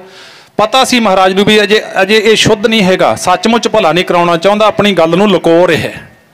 ਤੇ ਮਹਾਰਾਜ ਜੀ ਕਹਿੰਦੇ ਚੰਗਾ ਦੁਨੀ ਚੰਦ ਆ ਸਾਡੇ ਕੋਲ ਸੂਈ ਹੈ, ਜਿਹਦੇ ਨਾਲ ਮਹਾਰਾਜ ਆਪਣੇ ਪਾਟੇ ਕੱਪੜੇ ਭਾਈ ਮਰਦਾਨਾ ਜੀ ਨਾਲ ਤੇ ਉਹਨਾਂ ਨੂੰ ਗੰਢਦੇ ਹੁੰਦੇ ਸੀ। ਤੇ ਕਹਿੰਦੇ ਆ ਸੂਈ ਹੱਥ ਕਰ, ਸੂਈ ਲੈ। ਮਹਾਰਾਜ ਇਹਦਾ ਕੀ ਕਰਾਂ? ਕਹਿੰਦੇ ਸਾਂਭ ਕੇ ਰੱਖੀ, ਜਦੋਂ ਆਪਾਂ ਸੰਸਾਰ ਤੋਂ ਜਾਵਾਂਗੇ ਦਰਗਾਹ ਦੇ ਵਿੱਚ ਨਾ, ਉੱਥੇ ਤੇਰੇ ਤੋਂ ਇਹ ਸੂਈ ਲਵਾਂਗੇ ਅਸੀਂ ਵਾਪਸ ਆਪਣੀ, ਚੇਤੇ ਰੱਖੀ। ਘਰੇ ਚਲਾ ਗਿਆ। ਘਰ ਵਾਲੀ ਕਹਿੰਦੀ ਹੈ ਕਿੱਥੇ ਗਏ ਸੀ? ਕਹਿੰਦੇ ਗੁਰੂ ਨਾਨਕ ਦੇਵ ਸਾਹਿਬ ਜੀ ਬੈਠੇ ਨੇ ਬਾਹਰ ਖੇਤਾਂ ਦੇ ਵਿੱਚ, ਆਹ ਵੇਖ ਭਗਵਾਨ ਨੇ ਮੈਨੂੰ ਸੂਈ ਦਿੱਤੀ ਹੈ। ਕੀ ਭਾਵ? ਕਹਿੰਦੇ ਇਉਂ ਆਖਿਆ ਜਦੋਂ ਜਾਵਾਂਗੇ ਨਾ ਸੰਸਾਰ ਤੋਂ, ਇਹ ਸੂਈ ਲੈ ਲਵਾਂਗੇ ਤੇਰੇ ਤੋਂ। ਉਹ ਘਰ ਵਾਲੀ ਸਿਆਣੀ ਸੀ, ਕਮਲਿਆ, ਜਾਂਦਿਆਂ ਤਾਂ ਸਰੀਰ ਵੀ ਸਵਾਹ ਦੀ ਮੁੱਠੀ ਬਣ ਜਾਣਾ, ਸੂਈ ਕਿੱਥੋਂ ਲੈ ਕੇ ਜਾਵੇਂਗਾ? ਕਹਿੰਦਾ ਗੱਲ ਵਿੱਚ ਕੋਈ ਰਾਜ ਹੈ, ਚੱਲ ਕੇ ਪੁੱਛੀਏ। ਪਰਿਵਾਰ ਸਮੇਤ, ਸੰਗਤਾਂ ਸਮੇਤ, ਨੌਕਰਾਂ ਚਾਕਰਾਂ ਸਮੇਤ ਗੁਰੂ ਦੀ ਹਜ਼ੂਰੀ ਵਿੱਚ ਆ ਗਿਆ ਦੁਬਾਰਾ। ਸਿਆਣਾ ਸੀ ਨਾ ਦੁਨੀ ਚੰਦ, ਐਸੀ ਗੱਲ ਨਹੀਂ ਸੀ। ਤੇ ਬਾਕੀ ਜਿਨ੍ਹਾਂ ਦੇ ਭਾਗ ਜਾਗੇ ਹੁੰਦੇ ਨੇ ਨਾ, ਗੁਰੂ ਕੋਲੇ ਉਹੀ ਆਉਂਦਾ, ਦੂਜਾ ਤਾਂ ਪਰੇ ਮੂੰਹ ਕਰਕੇ ਲੰਘ ਜਾਂਦਾ ਹੈ। ਭਾਗਾਂ ਵਾਲੀ ਭੌਰੇ ਬਣਦੇ ਨੇ ਗੁਰੂ ਦੇ ਚਰਨਾਂ ਦੇ, ਬਾਕੀ ਤਾਂ ਕੁਲਲੀਆਂ ਕਰਕੇ ਮੁੜ ਜਾਂਦੇ ਨੇ। ਤੇ ਫਿਰ ਕਹਿਣ ਲੱਗੇ, ਜਾਂਦਿਆਂ ਤਾਂ ਸਰੀਰ ਸਵਾਹ ਦੀ ਮੁੱਠੀ, ਆ ਗਏ ਸਾਰੇ ਪਰਿਵਾਰ ਸਮੇਤ। ਸਤਿਗੁਰੂ ਜੀ ਕਹਿੰਦੇ, ਦੁਨੀ ਚੰਦ ਹੁਣ ਕੀ ਕਰਨ ਆਇਆ? ਕਹਿੰਦਾ, ਮਹਾਰਾਜ ਇੱਕ ਸ਼ੰਕਾ ਹੈ ਮੇਰਾ, ਵੀ ਆਹ ਜਿਹੜਾ ਮੈਨੂੰ ਸੂਈ ਦਿੱਤੀ ਹੈ, ਇਹ ਪਰਿਵਾਰ ਨਾਲ ਵਿਚਾਰ ਹੋਈ ਹੈ ਵੀ ਸਰੀਰ ਤਾਂ ਨਾਲ ਨਹੀਂ ਜਾਣਾ, ਇਹ ਤਾਂ ਸਵਾਹ ਦੀ ਮੁੱਠੀ ਬਣੂਗਾ, ਸੂਈ। ਕਹਿੰਦੇ, ਤੈਨੂੰ ਪਤਾ ਨਹੀਂ ਚੱਲਿਆ ਕਿਸੇ ਗੱਲ ਦਾ? ਕਹਿੰਦੇ, ਜੀ ਨਹੀਂ, ਉਵੇਂ ਹੀ ਜਿਵੇਂ ਕਦੇ ਕੌਰੂ ਬਾਦਸ਼ਾਹ ਨਾ, ਮਹਾਰਾਜ ਜੀ ਕੌਰੂ ਬਾਦਸ਼ਾਹ ਦੇ ਮਹਿਲਾਂ ਅੱਗੇ ਭਾਈ ਮਰਦਾਨੇ ਨੂੰ ਕਹਿੰਦੇ, ਜਿੰਨੇ ਫੁੱਟੇ ਰਿੜਕਣੇ ਤੌੜੇ ਘੜੇ ਚੱਕ ਲਿਆਂਦੇ ਸਾਰੇ, ਭੰਨ ਲੈ ਇਹਨਾਂ ਨੂੰ, ਵੱਡਾ ਢੇਰ ਲਾ ਲਿਆ। ਵੱਡਾ ਢੇਰ ਲਾਇਆ ਨਾ ਮਹਾਰਾਜ, ਉਹ ਠੀਕਰੀਆਂ ਠੀਕ ਕਰੀ ਜਾਂਦੇ ਨੇ ਉਹ ਹੱਥ ਨਾਲ, ਜਿਵੇਂ ਆਪਾਂ ਬੋਲ ਸਮਾਰਦੇ ਹੁੰਦੇ ਆ ਦਾਣਿਆਂ ਦਾ। ਤੇ ਨੌਕਰ ਚਾਕਰ ਅਹਿਲਕਾਰ ਵਜ਼ੀਰ ਉਹ ਹੱਸਣ ਲੱਗ ਗਏ। ਕੌਰੂ ਬਾਦਸ਼ਾਹ ਨੂੰ ਬੁਲਾ ਲਿਆ। ਕਹਿੰਦੇ, ਕੋਈ ਕਮਲੇ ਆਏ ਨੇ, ਫਕੀਰ ਬੰਦੇ ਨੇ, ਜਾਪਦੇ ਨੇ ਫਕੀਰ ਨੇ ਪਰ ਕਮਲੇ ਨੇ। ਤੇ ਕੌਰੂ ਬਾਦਸ਼ਾਹ ਆ ਕੇ ਨਾ ਵੇਖ ਕੇ ਸਤਿਗੁਰਾਂ ਨੂੰ ਤਾੜੀ ਮਾਰ ਕੇ ਹੱਸਣ ਲੱਗ ਗਿਆ। ਮਹਾਰਾਜ ਜੀ ਕਹਿੰਦੇ, ਹੱਸਦਾ ਕਿਉਂ ਹੈ? ਕਹਿੰਦਾ, ਤੁਹਾਨੂੰ ਵੇਖ ਕੇ। ਕਹਿੰਦੇ, ਕਿਉਂ? ਕਹਿੰਦੇ, ਕਮਲੇ ਹੋ ਸਿਰੇ ਦੇ। ਕਹਿੰਦੇ, ਕਿਉਂ ਕਮਲੇ ਕਿਉਂ ਆ? ਆਹ ਵੇਖੋ ਤੁਸੀਂ ਕੀ ਕਰੀ ਜਾਂਦੇ ਹੋ, ਠੀਕਰੀਆਂ ਕਿਉਂ ਠੀਕ ਕਰ ਰਹੇ ਹੋ? ਇਹ ਐਡਾ ਵੱਡਾ ਢੇਰ ਕਿਉਂ ਮਾਰਿਆ? ਮਹਾਰਾਜ ਜੀ ਕਹਿੰਦੇ, ਨਾਲ ਲੈ ਕੇ ਜਾਵਾਂਗੇ, ਜਦੋਂ ਸੰਸਾਰ ਤੋਂ ਜਾਵਾਂਗੇ ਨਾ ਉਦੋਂ ਨਾਲ ਲੈ ਕੇ ਜਾਵਾਂਗੇ। ਇਹ ਤਾਂ ਇਕੱਠੀਆਂ ਕੀਤੀਆਂ ਨੇ। ਉਹ ਤਾਂ ਹੋਰ ਵੀ ਜ਼ੋਰ ਦਾ ਹੱਸ ਪਿਆ। ਕਹਿੰਦਾ, ਹੁਣ ਤਾਂ ਤਸੱਲੀਆਂ ਹੋ ਗਈਆਂ, ਹੁਣ ਤਾਂ ਤੁਸੀਂ ਬਿਲਕੁਲ ਹੀ ਕਮਲੇ ਹੋ। ਕਹਿੰਦੇ, ਕਿਉਂ? ਕਹਿੰਦੇ, ਕਦੇ ਠੀਕਰੀਆਂ ਨਾਲ ਗਈਆਂ ਨੇ, ਬਸ ਇੱਥੋਂ ਪਕੜ ਲਿਆ ਕੌਰੂ ਬਾਦਸ਼ਾਹ ਨੂੰ ਮਹਾਰਾਜ ਨੇ। ਕਹਿੰਦੇ, ਫਿਰ ਜਿਹੜੀ ਮੁਰਦਿਆਂ ਦੇ ਮੂੰਹ ਚੋਂ ਚਾਂਦੀ ਦੇ ਰੁਪਈਏ ਕਢਾਏ ਨੇ ਕੌਰੂ ਬਾਦਸ਼ਾਹ, 40 ਗੰਜ ਤੇਰੇ ਨਾਲ ਜਾਊਗੀ। ਬਸ ਲੰਮਾ ਪੈ ਗਿਆ ਚਰਨਾਂ ਤੇ। ਕਹਿੰਦਾ, ਮਹਾਰਾਜ ਬਖਸ਼ ਦਿਓ। ਦੁਨੀ ਚੰਦ ਨੇ ਜਦੋਂ ਆਖਿਆ, ਕਹਿੰਦਾ, ਸੱਚੇ ਪਾਤਸ਼ਾਹ ਸੂਈ ਨਾਲ ਨਹੀਂ ਜਾਂਦੀ। ਕਹਿੰਦੇ, ਫਿਰ ਦੁਨੀ ਚੰਦ, ਜਿਹੜੇ 7 ਝੰਡੇ ਨੇ ਤੇਰੇ, 7 ਲੱਖ ਤੇਰਾ ਤਾਂ ਹੈ ਨਹੀਂ, ਠੱਗੀਆਂ ਮਾਰ ਕੇ ਇਕੱਠਾ ਕੀਤਾ, ਤੇਰੇ ਨਾਲ ਜਾਊਗੀ। ਬਸ ਇੱਕੋ ਹੀ ਬਚਨ ਕੀਤਾ ਸੀ ਮਹਾਰਾਜ ਨੇ। ਲੰਮਾ ਪੈ ਗਿਆ ਪਰਿਵਾਰ ਸਮੇਤ। ਕਹਿੰਦਾ, ਮਹਾਰਾਜ ਕੋਈ ਐਸਾ ਢੰਗ ਹੈਗਾ ਜਿਹੜੀ ਨਾਲ ਜਾਊਗੀ? ਆ ਤੁਸੀਂ, ਤੁਹਾਡੇ 'ਚ ਉਹ ਸੱਜਣ ਬੈਠੇ ਨੇ ਬਹੁਤ, ਜਿਨ੍ਹਾਂ ਨੇ ਉਹ ਕੰਮ ਕੀਤਾ ਜਾਂ ਕਰ ਰਹੇ ਹੋ, ਕਿਉਂਕਿ ਮੈਨੂੰ ਪਤਾ ਹੈ ਇਹਨਾਂ ਚੀਜ਼ਾਂ ਦਾ, ਇਲਾਕੇ ਦੇ ਹੋਣ ਕਰਕੇ ਨਾ ਪਤਾ ਵੀ ਕਿਹੜੇ ਕਿਹੜੇ ਦਾਨੀ ਪੁਰਸ਼ ਬੈਠੇ ਹੋ ਤੁਸੀਂ, ਉਹਦਾ ਮੈਨੂੰ ਪਤਾ ਹੈ। ਤਾਂ ਮਹਾਰਾਜ ਕੋਈ ਐਸਾ ਉਪਾਅ ਹੈਗਾ ਜਿਹਦੇ ਕਰਕੇ ਨਾਲ ਚਲੀ ਜਾਵੇ? ਮਹਾਰਾਜ ਕਹਿੰਦੇ, ਹਾਂ ਹੈਗਾ। ਮਹਾਰਾਜ ਛੇਤੀ ਦੱਸ ਦਿਓ। ਲੈ ਕਹਿੰਦੇ, ਸੁਣ। ਉਹ ਜਿਹੜੀ ਲਾ ਦੇਗਾ ਧਰਮ ਦੇ ਲੇਖੇ, ਉਹੀ ਤੇਰੇ ਨਾਲ ਜਾਊਗੀ। ਜਿਹੜੀ ਲਾ ਦੇਗਾ ਧਰਮ ਦੇ ਲੇਖੇ, ਉਹੀ ਤੇਰੇ ਨਾਲ ਜਾਊਗੀ। ਜਿਹੜੀ ਲਾ ਦੇਗਾ ਧਰਮ ਦੇ ਲੇਖੇ, ਉਹੀ ਤੇਰੇ ਨਾਲ ਜਾਵੇਗੀ। ਜਿਹੜੀ ਲਾ ਦੇਗਾ ਧਰਮ ਦੇ ਲੇਖੇ, ਉਹੀ ਤੇਰੇ ਨਾਲ ਜਾਵੇਗੀ। ਜਿਹੜੀ ਲਾ ਦੇਗਾ ਧਰਮ ਦੇ ਲੇਖੇ, ਉਹੀ ਤੇਰੇ ਨਾਲ ਜਾਵੇਗੀ। ਜਿਹੜੀ ਲਾ ਦੇਗਾ ਧਰਮ ਦੇ ਲੇਖੇ, ਉਹੀ ਤੇਰੇ ਨਾਲ ਜਾਵੇਗੀ। ਉਹ ਜਿਹੜੀ ਲਾ ਦੇਗਾ ਗਰੀਬਾਂ ਲੇਖੇ, ਉਹੀ ਤੇਰੇ ਨਾਲ ਜਾਵੇਗੀ। ਜਿਹੜੀ ਲਾ ਦੇਗਾ ਗਰੀਬਾਂ ਲੇਖੇ, ਉਹੀ ਤੇਰੇ ਨਾਲ ਜਾਵੇਗੀ। ਗਰੀਬਾਂ ਲੇਖੇ, ਉਹੀ ਤੇਰੇ ਨਾਲ ਜਾਵੇਗੀ। ਉਹ ਜਿਹੜੀ ਲਾ ਦੇਗਾ ਗਰੀਬਾਂ ਲੇਖੇ, ਉਹੀ ਤੇਰੇ ਨਾਲ ਜਾਵੇਗੀ। ਜਿਹੜੀ ਲਾ ਦੇਗਾ ਗਰੀਬਾਂ ਲੇਖੇ, ਉਹੀ ਤੇਰੇ ਨਾਲ ਜਾਵੇਗੀ। ਜਿਹੜੀ ਲਾ ਦੇਗਾ ਗਰੀਬਾਂ ਲੇਖੇ, ਉਹੀ ਤੇਰੇ ਨਾਲ ਜਾਵੇਗੀ। ਜਿਹੜੀ ਲਾ ਦੇਗਾ ਧਰਮ ਦੇ ਲੇਖੇ, ਤੇਰੇ ਨਾਲ ਜਾਵੇਗੀ। ਉਹ ਜਿਹੜੀ ਲਾ ਦੇਗਾ ਧਰਮ ਦੇ ਲੇਖੇ ਬਈ, ਉਹੀ ਤੇਰੇ ਨਾਲ ਜਾਵੇਗੀ। ਜਿਹੜੀ ਲਾ ਦੇਗਾ ਧਰਮ ਦੇ ਲੇਖੇ, ਉਹੀ ਤੇਰੇ ਨਾਲ ਜਾਵੇਗੀ। ਉਹ ਜਿਹੜੀ ਲਾ ਦੇਗਾ ਗਰੀਬਾਂ ਲੇਖੇ, ਉਹੀ ਤੇਰੇ ਨਾਲ ਜਾਵੇਗੀ।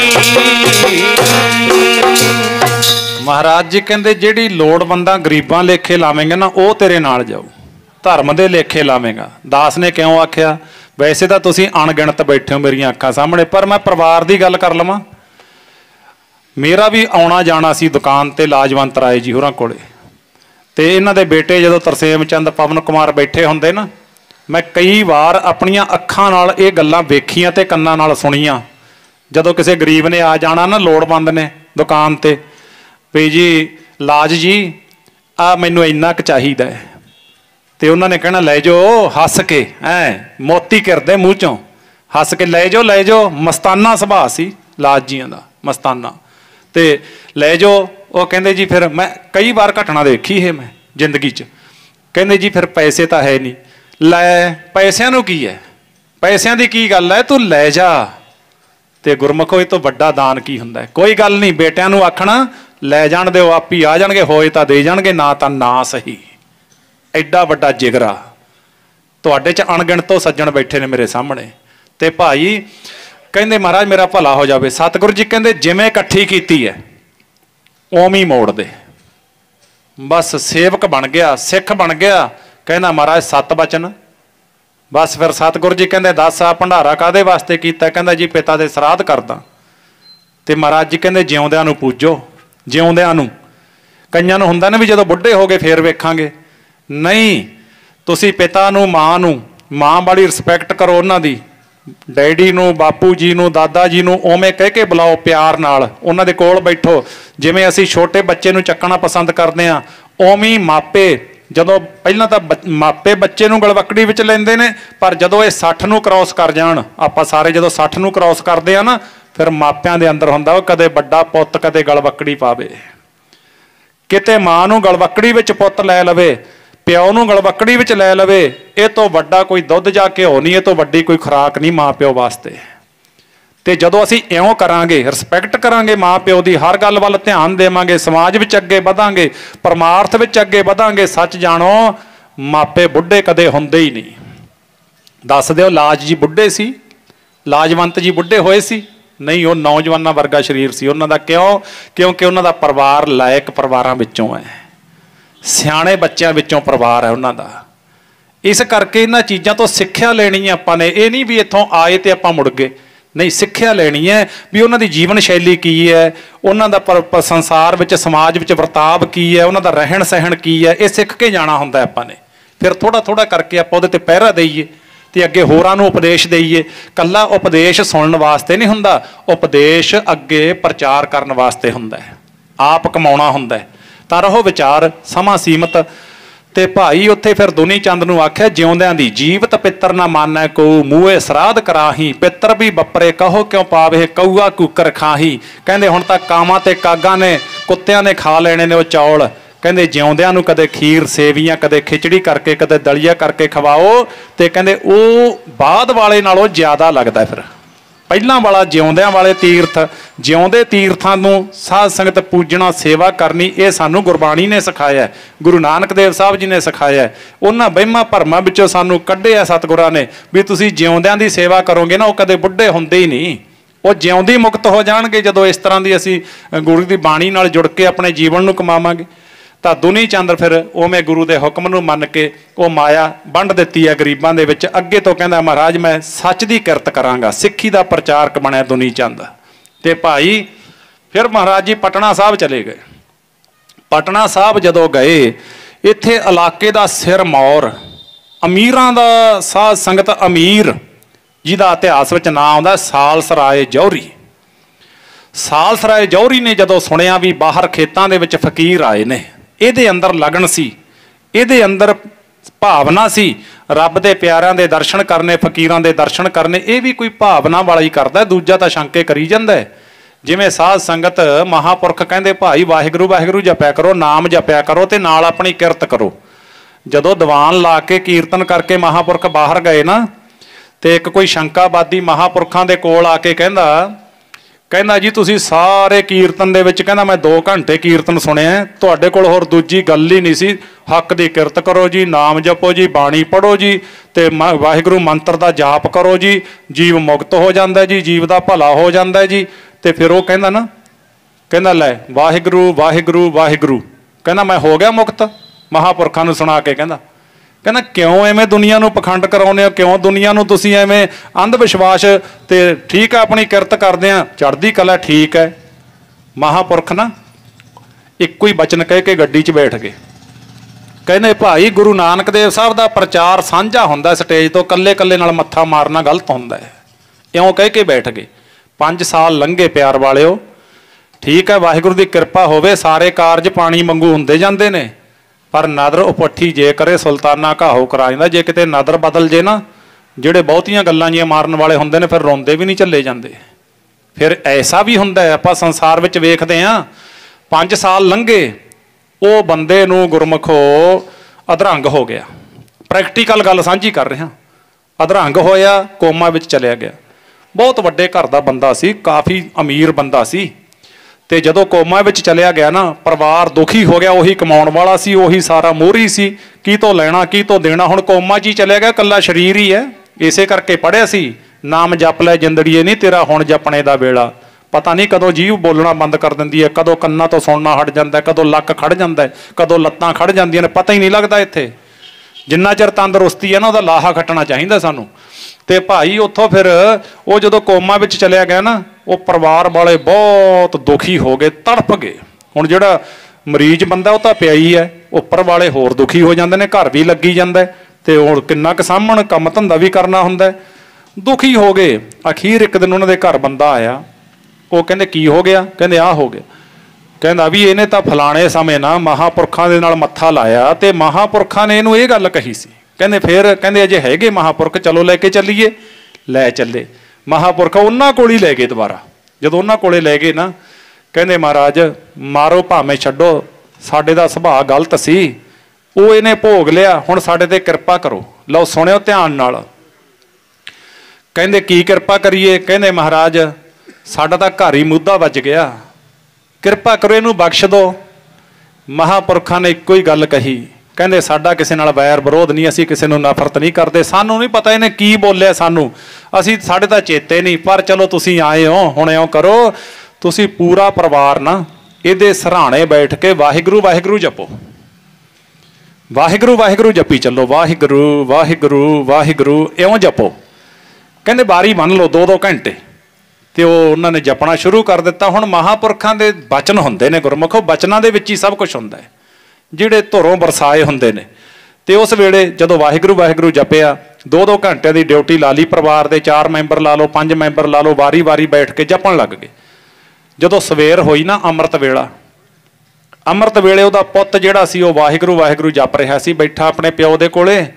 ਤੇ ਵਾਹਿਗੁਰੂ ਦੀ ਖੇਡ ਵਰਤੀ। ਜਿਹੜਾ ਬੰਦਾ ਬੋਲਦਾ ਨਹੀਂ ਸੀ, ਝਾਕਦਾ ਨਹੀਂ ਸੀ, ਕੁਛ ਨਹੀਂ ਕਰਦਾ ਸੀ, ਅੰਮ੍ਰਿਤ ਵੇਲੇ ਗੁਰਮੁਖੋ ਪੁੱਤ ਦੇ ਨਾਲ ਕਹਿੰਦਾ ਸਭ ਤੋਂ ਪਹਿਲਾ ਬਚਨ, ਹੋਰ ਕੁਛ ਨਹੀਂ, ਸਭ ਤੋਂ ਪਹਿਲਾ ਬਚਨ ਕਹਿੰਦਾ ਵਾਹਿਗੁਰੂ ਵਾਹਿਗੁਰੂ ਵਾਹਿਗੁਰੂ। ਰਸਨਾ ਚੱਲ ਪਈ ਗੁਰਮੁਖੋ, ਰਸਨਾ ਚੱਲ ਪਈ ਤੇ ਵਾਹਿਗੁਰੂ ਜਪਣ ਲੱਗ ਗਿਆ। ਆਲੇ ਦੁਆਲੇ ਤੇ ਸਭ ਤੋਂ ਪਹਿਲੀ ਗੱਲ ਕਹੀ, ਕਹਿੰਦਾ ਮੈਨੂੰ ਛੇਤੀ ਸੰਤਾਂ ਕੋਲੇ ਲੈ ਜਾਓ। ਆਖੋ ਸਤਨਾਮ ਸ਼੍ਰੀ ਵਾਹਿਗੁਰੂ। ਸੰਤਾਂ ਕੋਲੇ ਲੈ ਜਾਓ, ਮੈਨੂੰ ਉਹਨਾਂ ਨੇ ਬਚਾ ਲਿਆ। ਸੰਤਾਂ ਕੋਲੇ ਲੈ ਗਏ। ਸੰਤ ਕਹਿੰਦੇ ਵੀ ਤੈਨੂੰ ਗੁਰੂ ਨੇ ਬਚਾਇਆ। ਕਦੇ ਵੀ ਇਸ ਤਰ੍ਹਾਂ ਦੀ ਸ਼ੰਕਾ ਨਹੀਂ ਕਰਨੀ ਚਾਹੀਦੀ ਵੀ ਵਾਹਿਗੁਰੂ ਜਪ ਕੇ ਕੀ ਹੁੰਦਾ ਹੈ, ਨਾਮ ਜਪ ਕੇ ਕੀ ਹੁੰਦਾ ਹੈ, ਗੁਰੂ ਘਰ ਮੰਦਰ ਜਾ ਕੇ ਕੀ ਹੁੰਦਾ ਹੈ। ਨਹੀਂ, ਇਹ ਆਪਾਂ ਨੂੰ ਵਾਹਿਗੁਰੂ ਨੇ ਉਸ ਥਾਂ ਤੇ ਜਨਮ ਦਿੱਤਾ ਹੈ, ਉਸ ਸਮਾਜ ਵਿੱਚ ਆਪਾਂ ਨੂੰ ਭੇਜਿਆ ਵਾਹਿਗੁਰੂ ਨੇ, ਜਿੱਥੇ ਇਹ ਸਾਡੀ ਡਿਊਟੀ ਹੈ, ਇਹ ਤੋਂ ਅਸੀਂ ਮੁੱਕਰ ਨਹੀਂ ਸਕਦੇ। ਤਾਂ ਫਿਰ ਮਹਾਰਾਜ ਜਦੋਂ ਸਾਲਸਰਾਏ ਜੌਹਰੀ ਕੋਲ ਗਏ, ਸਾਲਸਰਾਏ ਨੂੰ ਲੱਗਿਆ ਪਤਾ, ਉਹ ਪਰਿਵਾਰ ਸਮੇਤ, ਕਿਉਂਕਿ ਭਾਈ ਮਰਦਾਨਾ ਜੀ ਲਾਲ ਲੈ ਕੇ ਗਏ ਸੀ।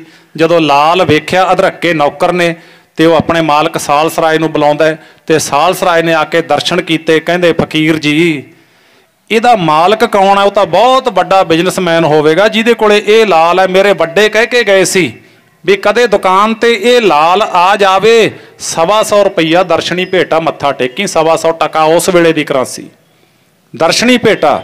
ਤੇ ਜਦੋਂ ਕੀਮਤ ਪਾਉਣੀ ਹੈ ਉਸ ਲਾਲ ਦੀ, ਨਿਸ਼ਾਨੀਆਂ ਦੱਸ ਗਏ ਸੀ ਵੱਡੇ ਸਾਲਸਰਾਏ ਦੇ। ਤੇ ਜਦੋਂ ਉਹਦੀ ਕੀਮਤ ਪਾਉਣੀ ਹੈ, ਫਿਰ ਤੁਸੀਂ ਕਈ ਜੌਹਰੀ ਇਕੱਠੇ ਹੋ ਕੇ ਕੀਮਤ ਪਾਇਓ, ਕੱਲਾ ਕੀਮਤ ਨਾ ਪਾਈ। ਮਹਾਰਾਜ ਨੇ ਉਹ ਲਾਲ ਸਾਲਸਰਾਏ ਦੇ ਕਾਊਂਟਰ ਤੇ ਰੱਖ ਦਿੱਤਾ ਭਾਈ ਮਰਦਾਨੇ ਦੇ ਹੱਥੀਂ। ਤੇ ਕਹਿੰਦਾ ਕੌਣ ਲੈ ਕੇ ਆਇਆ ਇਹ ਲਾਲ? ਭਾਈ ਮਰਦਾਨਾ ਜੀ ਕਹਿੰਦੇ ਇਹ ਤਾਂ ਮੇਰੇ ਗੁਰੂ ਨੇ ਦਿੱਤਾ। ਕੌਣ ਹੈ ਤੇਰਾ ਗੁਰੂ? ਕਹਿੰਦੇ ਬਾਹਰ ਖੇਤਾਂ 'ਚ ਬੈਠੇ ਨੇ। ਨਿਰੰਕਾਰ ਸਰੂਪ ਗੁਰੂ ਨਾਨਕ ਦੇਵ ਸਾਹਿਬ ਜੀ ਪਰਿਵਾਰ ਸਮੇਤ ਚਲਿਆ ਗਿਆ। ਪ੍ਰਸ਼ਾਦਾ ਪਾਣੀ ਆਪਣੇ ਹੱਥੀਂ ਬਣਾਇਆ ਸਾਲਸਰਾਏ ਨੇ, ਆਪਣੇ ਪਰਿਵਾਰ ਤੋਂ, ਘਰ ਵਾਲੀ ਤੋਂ, ਬੱਚਿਆਂ ਤੋਂ। ਇਉਂ ਪ੍ਰਸ਼ਾਦਾ ਲੈ ਕੇ ਬਾਹਰ ਆ ਗਏ ਤੇ ਸਤਿਗੁਰਾਂ ਨੇ ਪ੍ਰਸ਼ਾਦਾ ਛਕਿਆ। ਭਾਈ ਮਰਦਾਨਾ ਜੀ ਨੇ ਛਕਿਆ, ਭੁੱਖ ਲੱਗੀ ਸੀ। ਬਚਨ ਬਲਾਸ ਸ਼ੁਰੂ ਹੋ ਗਏ। ਸਾਲਸਰਾਜ ਦੀ ਕਿਸਮਤ ਜਾਗੀ, ਭਾਗ ਜਾਗੇ। ਕਹਿੰਦਾ ਸਤਿਗੁਰ ਜੀ ਮੇਰੀ ਹਵੇਲੀ ਵਿੱਚ ਚਰਨ ਪਾ ਦਿਓ। ਮਹਾਰਾਜ ਜੀ ਕਹਿੰਦੇ ਚੱਲ ਤੇਰਾ ਪਿਆਰ ਵੇਖ ਕੇ ਚੱਲਦੇ ਹਾਂ।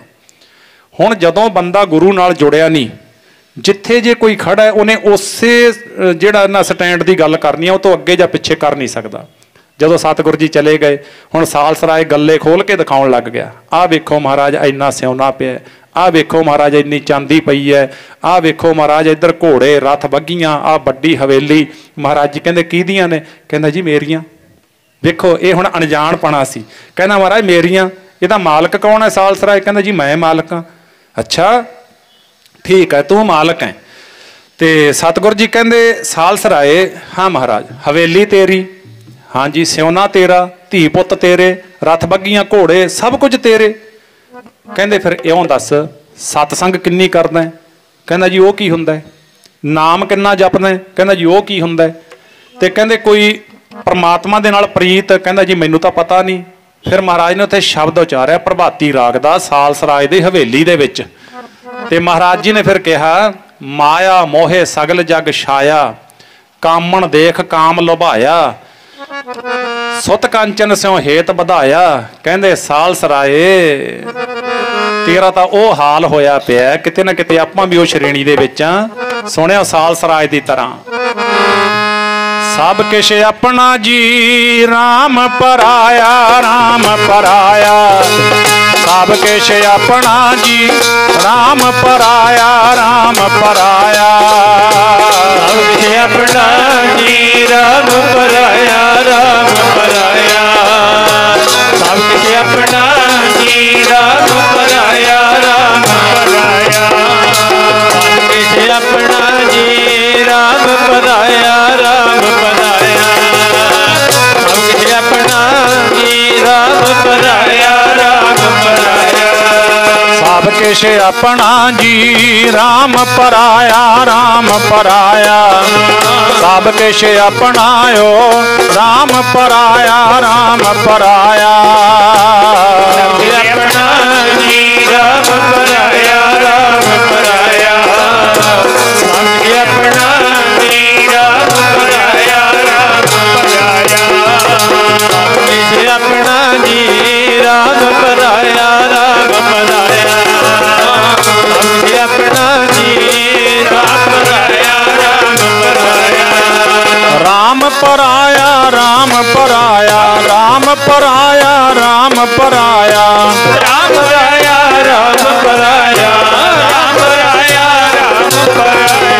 ਰਾਮ ਪਰਾਇਆ, ਰਾਮ ਪਰਾਇਆ, ਰਾਮ ਪਰਾਇਆ, ਰਾਮ ਪਰਾਇਆ। ਰਾਮ ਪਰਾਇਆ, ਰਾਮ ਪਰਾਇਆ, ਰਾਮ ਪਰਾਇਆ, ਰਾਮ ਪਰਾਇਆ। ਰਾਮ ਪਰਾਇਆ, ਰਾਮ ਪਰਾਇਆ, ਰਾਮ ਪਰਾਇਆ, ਰਾਮ ਪਰਾਇਆ। ਰਾਮ ਪਰਾਇਆ, ਰਾਮ ਪਰਾਇਆ, ਰਾਮ ਪਰਾਇਆ, ਰਾਮ ਪਰਾਇਆ। ਸਭ ਕਿਛ ਆਪਣਾ ਜੀ ਰਾਮ ਪਰਾਇਆ, ਰਾਮ ਪਰਾਇਆ। ਸਭ ਕਿਛ ਆਪਣਾ ਜੀ ਰਾਮ ਪਰਾਇਆ, ਰਾਮ ਪਰਾਇਆ। ਸਭ ਕਿਛ ਆਪਣਾ ਜੀ ਰਾਮ ਪਰਾਇਆ, ਰਾਮ ਪਰਾਇਆ। ਸਭ ਕਿਛ ਆਪਣਾ ਜੀ ਰਾਮ ਪਰਾਇਆ, ਰਾਮ ਪਰਾਇਆ। ਸਭ ਕਿਛ ਆਪਣਾ ਜੀ ਰਾਮ ਪਰਾਇਆ, ਰਾਮ ਪਰਾਇਆ। ਸਭ ਕਿਛ ਆਪਣਾ ਜੀ ਰਾਮ ਪਰਾਇਆ, ਰਾਮ ਪਰਾਇਆ। ਮਹਾਰਾਜ ਜੀ ਨੇ ਫਿਰ ਬਚਨ ਕਹਿਆ ਸੁਤ ਕੰਚਨ ਸਿਉ ਹੇਤ ਵਧਾਇਆ। ਸੁਤ ਦਾ ਭਾਵ ਹੈ ਪੁੱਤ, ਕੰਚਨ ਦਾ ਭਾਵ ਹੈ ਸਿਉਨਾ। ਹੇਤ ਕਹੀਏ ਪਿਆਰ। ਕਹਿੰਦੇ ਧੀਆਂ ਪੁੱਤਾਂ ਦੇ ਸਿਉਨੇ ਨਾਲ ਪਿਆਰ ਵਧਾਇਆ ਹੈ। ਸਭ ਕੁਛ ਆਪਣਾ, ਸਾਰਾ ਕੁਛ ਤੇਰਾ ਹੈ। ਹਵੇਲੀ ਤੇਰੀ, ਦੁਕਾਨਾਂ ਤੇਰੀਆਂ, ਬਿਜ਼ਨਸ ਤੇਰੇ, ਸਾਰਾ ਕੁਛ ਮੇਰਾ ਹੈ। ਸਭ ਕੁਛ ਆਪਣਾ। ਇੱਕ ਰਾਮ ਪਰਾਇਆ, ਜਿਸ ਦੀ ਕਿਰਪਾ ਦੇ ਨਾਲ ਜਿਹ ਪ੍ਰਸਾਦ ਤੇਰਾ ਪ੍ਰਤਾਪ, ਰੇ ਮਨ ਮੂੜ ਤੂੰ ਤਾਕੋ ਜਾਪ। ਜੇ ਪ੍ਰਸਾਦ ਦਾ ਅਰਥ ਹੈ ਜਿਸ ਗੁਰੂ ਦੀ ਕਿਰਪਾ ਨਾਲ, ਪਰਮੇਸ਼ਰ ਦੀ ਕਿਰਪਾ ਨਾਲ ਪ੍ਰਤਾਪ ਹੁੰਦਾ ਹੈ ਨਾ, ਆਪਣਾ ਪ੍ਰਤਾਪ। ਆ ਸਾਰੇ ਪ੍ਰਤਾਪ ਵਾਲੀ ਬੈਠੇ ਹੋ ਤੇ ਇਹ ਗੁਰੂ ਦੀ ਕਿਰਪਾ ਨਾਲ ਪ੍ਰਤਾਪ ਹੈ। ਗੁਰੂ ਦੀ ਕਿਰਪਾ ਬਿਨਾਂ ਕਿਸੇ ਨੂੰ ਪ੍ਰਤਾਪ ਨਹੀਂ ਮਿਲਦਾ। ਰੇ ਮਨ ਮੂੜ ਐ ਮੂਰਖ ਮਨ, ਤੂੰ ਤਾਕੋ ਜਾਪ ਉਸ ਪਰਮਾਤਮਾ ਦਾ, ਉਸ ਗੁਰੂ ਦਾ ਜਾਪ ਸਿਮਰਨ ਕਰ, ਉਹਨੂੰ ਚੇਤੇ ਕਰ ਮਨ ਵਿੱਚ। ਬੜਾ ਕੁਛ ਦੱਸਿਆ ਮਹਾਰਾਜ ਨੇ, ਉਹਨਾਂ ਸਮਾਂ ਨਹੀਂ ਹੁੰਦਾ ਆਪਣੇ ਕੋਲ। ਤੇ ਭਾਈ ਫਿਰ ਉੱਥੇ ਆਖਿਆ ਸਭ ਕੁਛ ਆਪਣਾ ਇੱਕ ਰਾਮ ਪਰਾਇਆ ਸਾਲ ਸਰਾਏ, ਇਹ ਦੱਸ ਸਾਰਾ ਕੁਛ ਤੇਰਾ, ਜਿਹਨੇ ਦਿੱਤਾ ਉਹਨੂੰ ਚੇਤੇ ਨਹੀਂ ਕਰਦਾ। ਤੇ ਇੰਨਾ ਮੈਨੂੰ ਇੱਕ ਗੱਲ ਦੱਸ, ਗੁਰੂ ਨਾਨਕ ਦੇਵ ਸਾਹਿਬ ਜੀ ਕਹਿੰਦੇ ਸਾਰੀ ਜ਼ਿੰਦਗੀ ਥੌੜੀ ਤੇ ਸਿਉਣਾ ਇਸੇ ਨੂੰ ਕੁੱਟੀ ਜਾਵੇਂਗਾ? ਕਹਿੰਦਾ ਜੀ ਹੋਰ ਵੀ ਕੁਛ ਹੁੰਦਾ। ਬਸ ਆਹ ਪੁਆਇੰਟ ਦੀ ਗੱਲ ਹੈ। ਕਹਿੰਦੇ ਹਾਂ, ਕਿਰਤ ਕਰਦਾ ਹੋਇਆ, ਬਿਜ਼ਨਸ ਕਰਦਾ ਹੋਇਆ, ਉਹ ਵਣਜ ਵੀ ਕਰ ਲੈ, ਜਿਹੜਾ ਆਪਾਂ ਸ਼ੁਰੂ ਵਿੱਚ ਵਿਚਾਰ ਕੀਤੀ ਸੀ, ਵਣਜ ਕਰੋ, ਵਣਜਾ ਰਹੇ ਹੋ। ਕਹਿੰਦੇ ਬਿਜ਼ਨਸ ਕਰੀ ਚੱਲੋ, ਪਰ ਉਹ ਬਿਜ਼ਨਸ ਦੇ ਨਾਲ ਇੱਕ ਵਣਜ ਇਹ ਵੀ ਕਰੋ, ਇਹ ਵਣਜਾ ਰਹੇ ਹੋ। ਆਪਾਂ ਵਣਜਾ ਰਹੇ ਹਾਂ ਸਾਰੇ, ਕਿਉਂਕਿ ਜਿਹੜਾ ਕੋਈ ਬਿਜ਼ਨਸ ਕਰਦਾ ਹੈ, ਵਣਜ ਕਰਦਾ ਹੈ, ਉਹਨੂੰ ਵਣਜਾਰਾ ਕਹਿੰਦੇ ਨੇ। ਸੱਚ ਸ਼ਾਹੋ ਹਮਾਰਾ ਤੂੰ ਧਣੀ, ਸਭ ਜਗਤ ਵਣਜਾਰਾ ਰਾਮ ਰਾਜੇ। ਇਹ ਸਾਰਾ ਜਗਤ ਵਣਜਾਰਿਆਂ ਦਾ ਹੈ। ਆਪਾਂ ਸਾਰੇ ਵਣਜ ਕਰਦੇ ਫਿਰਦੇ ਹਾਂ ਆਪਣੇ ਧੀਆਂ ਪੁੱਤਾਂ ਵਾਸਤੇ, ਆਪਣੇ ਪਰਿਵਾਰ ਵਾਸਤੇ, ਆਪਣੇ ਘਰ ਵਾਸਤੇ, ਸਮਾਜ ਵਿੱਚ ਅੱਗੇ ਵਧਣ ਵਾਸਤੇ ਕਰੋ। ਪਰ ਸਤਿਗੁਰਾਂ ਦੀ ਇੱਕੋ ਹੀ ਸ਼ਰਤ ਹੈ, ਸਹੀ ਤਰੀਕੇ ਨਾਲ, ਗਲਤ ਢੰਗ ਨਾਲ ਨਹੀਂ। ਮਲਕ ਭਾਗੋ ਨੂੰ ਇਸੇ ਕਰਕੇ ਝਿੜਕਿਆ ਸਤਿਗੁਰਾਂ ਨੇ, ਦੁਨੀ ਚੰਦ ਨੂੰ ਇਸੇ ਕਰਕੇ ਝਿੜਕਿਆ ਵੀ ਤੁਹਾਡਾ ਤਰੀਕਾ ਗਲਤ ਹੈ, ਤਰੀਕਾ ਸਹੀ ਹੋਣਾ ਚਾਹੀਦਾ ਹੈ। ਜਿਹੜਾ ਸਤਿਗੁਰ ਦਾ ਸਿੱਖ ਹੈ ਉਹ ਗਲਤ ਕਮਾਈ ਕਦੇ ਕਰ ਨਹੀਂ ਸਕਦਾ, ਉਹਨੂੰ ਆਰਡਰ ਨਹੀਂ ਹੈ ਇਸ ਗੱਲ ਦਾ। ਇਹ ਗੁਰੂ ਘਰ ਦੀ ਮਰਜ਼ਾਦਾ ਨਹੀਂ ਕਹਿੰਦੀ। ਇਸ ਗੱਲ ਨੂੰ ਆਪਾਂ ਸਮਝਣਾ ਜੇ ਆਪਾਂ ਸੱਚਮੁੱਚ ਜਹਾਨ ਵਿੱਚ ਕੁਝ ਖੱਟਣਾ ਹੈ। ਜੇ ਨਹੀਂ ਖੱਟਣਾ ਉਹ ਤਾਂ ਫਿਰ ਆਪਣੇ ਇਤਿਹਾਸ ਬਣੇ ਹੀ ਪਏ ਨੇ ਨਾ। ਉਹ ਤਾਂ ਮਹਾਰਾਜ ਨੇ ਲਿਖ ਦਿੱਤਾ, ਪਾਪੀ ਕਰਮ ਕਮਾਵਦੇ ਕਰਦੇ ਹਾਏ ਹਾਏ, ਨਾਨਕ ਜਿਉਂ ਮੱਥਣ ਮਧਾਣੀਆਂ ਤਿਉਂ ਮੱਥੇ ਧਰਮ ਰਾਏ। ਉਹ ਤਾਂ ਲਿਖਿਆ ਪਿਆ ਫਿਰ ਮਹਾਰਾਜ ਨੇ। ਉਹ ਤਾਂ ਫਿਰ ਆਪਾਂ ਨੂੰ ਤਿਆਰ ਰਹਿਣਾ ਚਾਹੀਦਾ ਹੈ। ਉਹ ਤਾਂ ਫਿਰ ਜਿਵੇਂ ਕੋਹਲੂ ਦੇ ਵਿੱਚ ਸਰੋਂ ਪੀੜੀ ਜਾਂਦੀ ਹੈ ਨਾ, ਇਉਂ ਪੀੜੇ ਜਾਣਗੇ। ਮਹਾਰਾਜ ਕਹਿੰਦੇ ਪੀੜੇ ਗਏ। ਇਹ ਤਾਂ ਪ੍ਰਤੱਖ ਨੇ ਬਾਤਾਂ। ਤਾਂ ਉੱਥੇ ਫਿਰ ਸਾਲਸਰਾਏ ਨੂੰ ਜਦੋਂ ਕਿਹਾ ਵੀ ਸਾਲਸਰਾਏ ਸਾਰੀ ਜ਼ਿੰਦਗੀ ਹੁਣ ਥੌੜੀ ਨਾਲ ਸਿਉਣੇ ਹੀ ਕੁੱਟੀ ਜਾਵੇਂਗਾ, ਮਹਾਰਾਜ ਨੇ ਬੜੇ ਥਾਵਾਂ ਤੇ ਹਵਾਲੇ ਦਿੱਤੇ ਨੇ। ਜਿਉਂ ਮੀਨਾ ਹੇਰੈ ਪਸੁਆਰਾ, ਸੋਨਾ ਗੜ ਤੇ ਹਿਰੈ ਸੁਨਾਰਾ, ਜਿਉਂ ਬਿਖਈ ਹੇਰੈ ਪਰ ਨਾਰੀ। ਜਿਉਂ ਸਾਧ ਸੰਗਤ, ਜਿਵੇਂ ਮਹਾਰਾਜ ਜੀ ਕਹਿੰਦੇ ਮੱਛੀ ਨੂੰ ਫੜਨ ਵਾਲਾ ਸ਼ਿਕਾਰੀ, ਉਹਦਾ ਧਿਆਨ ਮੱਛੀ ਤੇ ਹੁੰਦਾ ਹੈ। ਜਦੋਂ ਸਿਉਨੇ ਦਾ ਗਹਿਣਾ ਸੁਨਿਆਰ ਘੜਦਾ ਹੈ, ਕਹਿੰਦੇ ਉਹਦਾ ਸਾਰਾ ਧਿਆਨ ਗਹਿਣੇ ਦੇ ਉੱਪਰ ਹੁੰਦਾ ਹੈ।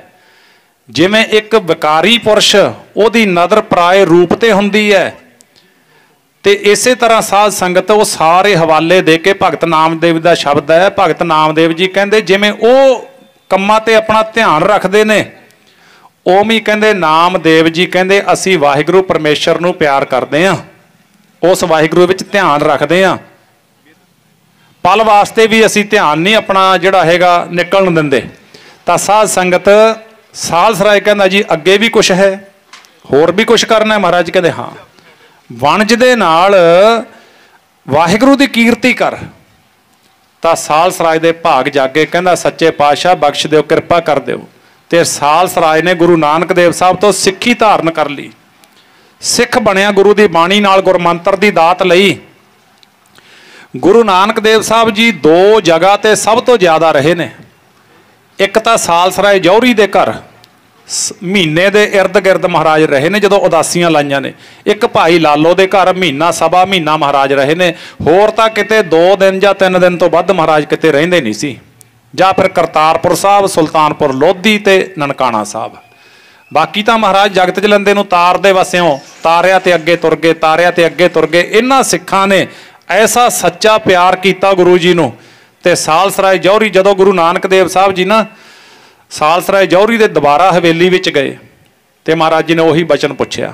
ਕਹਿੰਦੇ ਸਾਲਸਰਾਏ ਇਹ ਗੱਲੇ ਦੇ ਵਿੱਚ ਕੀ ਹੈ? ਕਹਿੰਦਾ ਮਹਾਰਾਜ ਦੇ ਵਿੱਚ ਸਿਉਣਾ ਹੈ। ਇਹਦੇ 'ਚ ਕੀ ਹੈ? ਇਹਦੇ 'ਚ ਚਾਂਦੀ ਹੈ। ਇਹਦੇ 'ਚ ਕੀ ਹੈ? ਇਹਦੇ 'ਚ ਮਾਇਆ। ਸਾਰੀਆਂ ਗੱਲਾਂ ਪੁੱਛ ਕੇ ਮਹਾਰਾਜ ਜੀ ਕਹਿੰਦੇ ਕਿਹਦੀਆਂ ਨੇ? ਹੁਣ ਵੇਖਿਓ, ਥੋੜੇ ਦਿਨਾਂ ਬਾਅਦ ਹੀ ਮਹਾਰਾਜ ਗਏ, ਐਸਾ ਬਚਨ ਕਮਾਇਆ, ਨਾਮ ਜਪ ਲੈ ਜਿੰਦੜੀਏ ਨਹੀਂ ਤੇਰਾ ਹੁਣ ਜਪਣੇ ਦਾ ਵੇਲਾ। ਜਦੋਂ ਦੁਬਾਰਾ ਗਏ ਨਾ ਥੋੜੇ ਦਿਨਾਂ ਬਾਅਦ, ਐਸਾ ਬਚਨ ਨੂੰ ਮੰਨਿਆ। ਮਹਾਰਾਜ ਕਹਿੰਦੇ ਕਿਹਦੀਆਂ ਨੇ? ਸਾਲਸਰਾਏ ਹੱਸ ਪਿਆ, ਹੱਥ ਜੋੜ ਲਏ। ਮਹਾਰਾਜ ਕਹਿੰਦੇ ਦੱਸਦਾ ਕਿਉਂ ਨਹੀਂ? ਤੇ ਕਹਿੰਦਾ ਮਹਾਰਾਜ ਦੱਸ ਦਿੰਨਾ। ਲਓ ਸੁਣਿਓ, ਉਹੀ ਸਾਲਸਰਾਏ ਅੱਜ ਗੁਰੂ ਦੇ ਕੋਲੋਂ ਜਾਗ ਪਿਆ ਨਾ, ਪਹਿਲਾਂ ਸੁੱਤਾ ਸੀ, ਅੱਜ ਜਾਗ ਪਿਆ। ਅੱਜ ਜਾਗੇ ਦਾ ਜਵਾਬ ਕੀ ਹੈ, ਸੁੱਤੇ ਦਾ ਜਵਾਬ ਕੀ ਸੀ? ਇਹਦਾ ਇੰਨਾ ਹੀ ਅੰਤਰ ਹੈ ਗੱਲ ਦਾ। ਜਦੋਂ ਸੁੱਤਾ ਸੀ ਕਹਿੰਦਾ ਮੇਰਾ, ਮੈਂ ਮਾਲਕ, ਤੇ ਜਦੋਂ ਜਗਾਤਾ ਗੁਰੂ ਨੇ, ਅਗਿਆਨ ਦਾ ਪਰਦਾ ਪਰੇ ਕਰ ਦਿੱਤਾ, ਭਰਮ ਦਾ ਪਰਦਾ ਚੱਕ ਦਿੱਤਾ। ਹੁਣ ਆਪਾਂ ਇੱਥੇ ਜਦੋਂ ਗੁਰੂ ਦੀ ਹਜ਼ੂਰੀ ਵਿੱਚ ਆਉਂਦੇ ਆ, ਭਲਾ ਕੀ ਕਰਨ ਆਉਂਦੇ ਆ? ਮਹਾਰਾਜ ਕਹਿੰਦੇ ਭੱਬਾ ਭਰਮ ਮਿਟਾਵੋ ਆਪਣਾ। ਇੱਥੇ ਭਰਮ ਦੂਰ ਕਰਨ ਵਾਸਤੇ ਆਉਂਦੇ ਆ, ਭਰਮ ਪਾਉਣ ਵਾਸਤੇ ਨਹੀਂ ਹੁੰਦੇ, ਜਾਂ ਭਰਮਾਂ ਵਿੱਚ ਪੈਣ ਵਾਸਤੇ ਨਹੀਂ ਇੱਥੇ ਆਉਣਾ ਚਾਹੀਦਾ। ਭੱਬਾ ਭਰਮ ਮਿਟਾਵੋ ਆਪਣਾ। ਕੀ ਹੈ? ਇਹ ਸੰਸਾਰ ਸਗਲ ਹੈ ਸੁਪਨਾ। ਇਹ ਸਾਰੀ ਸੰਸਾਰ ਸੁਪਨਾ ਹੈ। ਮਹਾਰਾਜ ਕਹਿੰਦੇ ਇਹਦਾ ਸੁਪਨਾ ਹੈ। ਕਹਿੰਦੇ ਇਹ ਕਿਹਦੇ ਨੇ? ਸਾਰਾ ਕੁਝ ਕਿਹਦਾ ਹੈ? ਅੱਜ ਜਵਾਬ ਵੇਖਿਓ ਸਾਲਸਰਾਏ ਦਾ।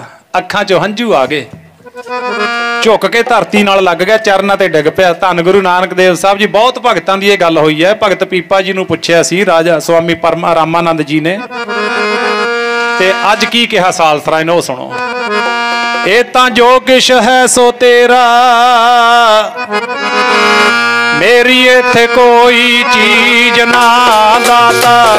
ਜੋ ਕਿਛ ਹੈ ਸੋ ਤੇਰਾ, ਮੇਰੀ ਇੱਥੇ ਕੋਈ ਚੀਜ਼ ਨਾ।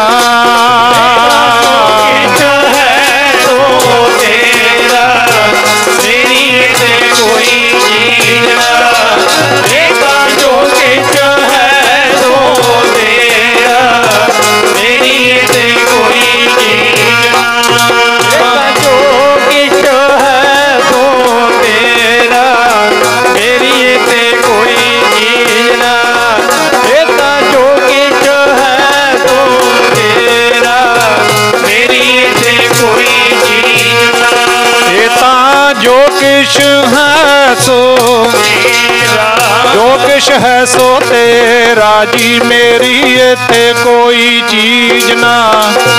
ਜੋ ਕਿਛ ਹੈ ਸੋ ਤੇਰਾ, ਮੇਰੀ ਇੱਥੇ ਕੋਈ ਚੀਜ਼ ਨਾ। ਕਿਛ ਹੈ ਸੋ ਤੇਰਾ, ਮੇਰੀ ਇੱਥੇ ਕੋਈ ਚੀਜ਼ ਨਾ। ਜੋ ਕਿਛ ਹੈ ਸੋ ਤੇਰਾ, ਮੇਰੀ ਇੱਥੇ ਕੋਈ ਚੀਜ਼ ਨਾ। ਕਿਛ ਹੈ ਸੋ ਤੇਰਾ, ਮੇਰੀ ਇੱਥੇ ਕੋਈ ਚੀਜ਼ ਨਾ। ਇਹ ਤਾਂ ਜੋ ਕਿਛ ਹੈ ਸੋ ਤੇਰਾ, ਮੇਰੀ ਇੱਥੇ ਕੋਈ ਚੀਜ਼ ਨਾ। ਕਿਉਂਕਿ ਇਹ ਦਾਤ ਪੂਰੇ ਗੁਰੂ ਕੋਲੋਂ ਮਿਲਦੀ ਹੈ। ਜਦੋਂ ਪੂਰੇ ਗੁਰੂ ਕੋਲੋਂ ਦਾਤ ਮਿਲ ਗਈ ਨਾ, ਤੇ ਫਿਰ ਪੂਰਾ ਗੁਰੂ ਕੀ ਕਰ ਦਿੰਦਾ ਹੈ? ਕਬੀਰ ਤੂੰ ਤੂੰ ਕਰਤਾ ਤੂੰ ਹੁਆ, ਮੁਝ ਮਹਿ ਰਹਾ ਨਾ ਹੂੰ। ਜਬ ਆਪਾ ਪਰਕਾ ਮਿਟ ਗਿਆ, ਜਤ ਦੇਖਾਂ ਤਤ ਤੂੰ। ਫਿਰ ਮੈਂ ਮੇਰੀ ਨਿਕਲ ਜਾਂਦੀ ਹੈ, ਆਪਾ ਭਾਵ ਦਾ ਤਿਆਗ ਹੋ ਜਾਂਦਾ ਹੈ, ਦੁਆਇਤ ਵਿੱਚੋਂ ਸਿੱਖ ਨਿਕਲ ਜਾਂਦਾ ਹੈ। ਤੇ ਫਿਰ ਨਾਨਕ ਨਾਮ ਚੜ੍ਹਦੀ ਕਲਾ, ਤੇਰੇ ਭਾਣੇ ਸਰਬੱਤ ਦਾ ਭਲਾ। ਫਿਰ ਤਾਂ ਬੈਰ ਵਿਰੋਧ ਖਤਮ ਹੋ ਜਾਂਦੇ ਨੇ। ਫਿਰ ਸਰਬੱਤ ਦਾ ਭਲਾ ਤੇ ਹੰਕਾਰ ਦੀ ਜਿਹੜੀ ਕੰਧ ਹੈ ਉਹ ਡਿੱਗ ਜਾਂਦੀ ਹੈ। ਫਿਰ ਮਨੁੱਖ ਅਸਲੀ ਜੀਵਨ ਜਿਉਂਦਾ ਹੈ। ਨਹੀਂ ਤਾਂ ਮਾਫ ਕਰਨਾ, ਗੁਰੂ ਨਾਲੋਂ ਟੁੱਟ ਕੇ ਨਕਲੀ ਜੀਵਨ ਹੈ, ਅਸਲੀ ਜੀਵਨ ਨਹੀਂ ਹੈਗਾ।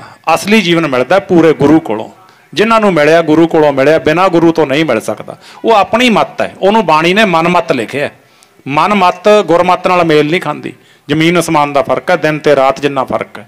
ਤਾਂ ਫਿਰ ਸਾਲਸਰਾਏ ਜੌਹਰੀ ਚਰਨਾਂ ਤੇ ਡਿੱਗ ਗਿਆ। ਸਤਿਗੁਰੂ ਜੀ ਕਹਿੰਦੇ ਸਾਲਸਰਾਏ ਹੁਣ ਤੂੰ ਆਪਣੀ ਕਿਰਤ ਵੀ ਕਰ। ਹੀਰੇ ਲਾਲਾਂ ਵਿੱਚ ਰਹਿੰਦਾ ਹੋਇਆ ਨਾਮ ਦਾ ਵਣਜ ਕਰ ਜਾ। ਤੇ ਨਾਮ ਦਾ ਵਣਜ ਕੀਤਾ।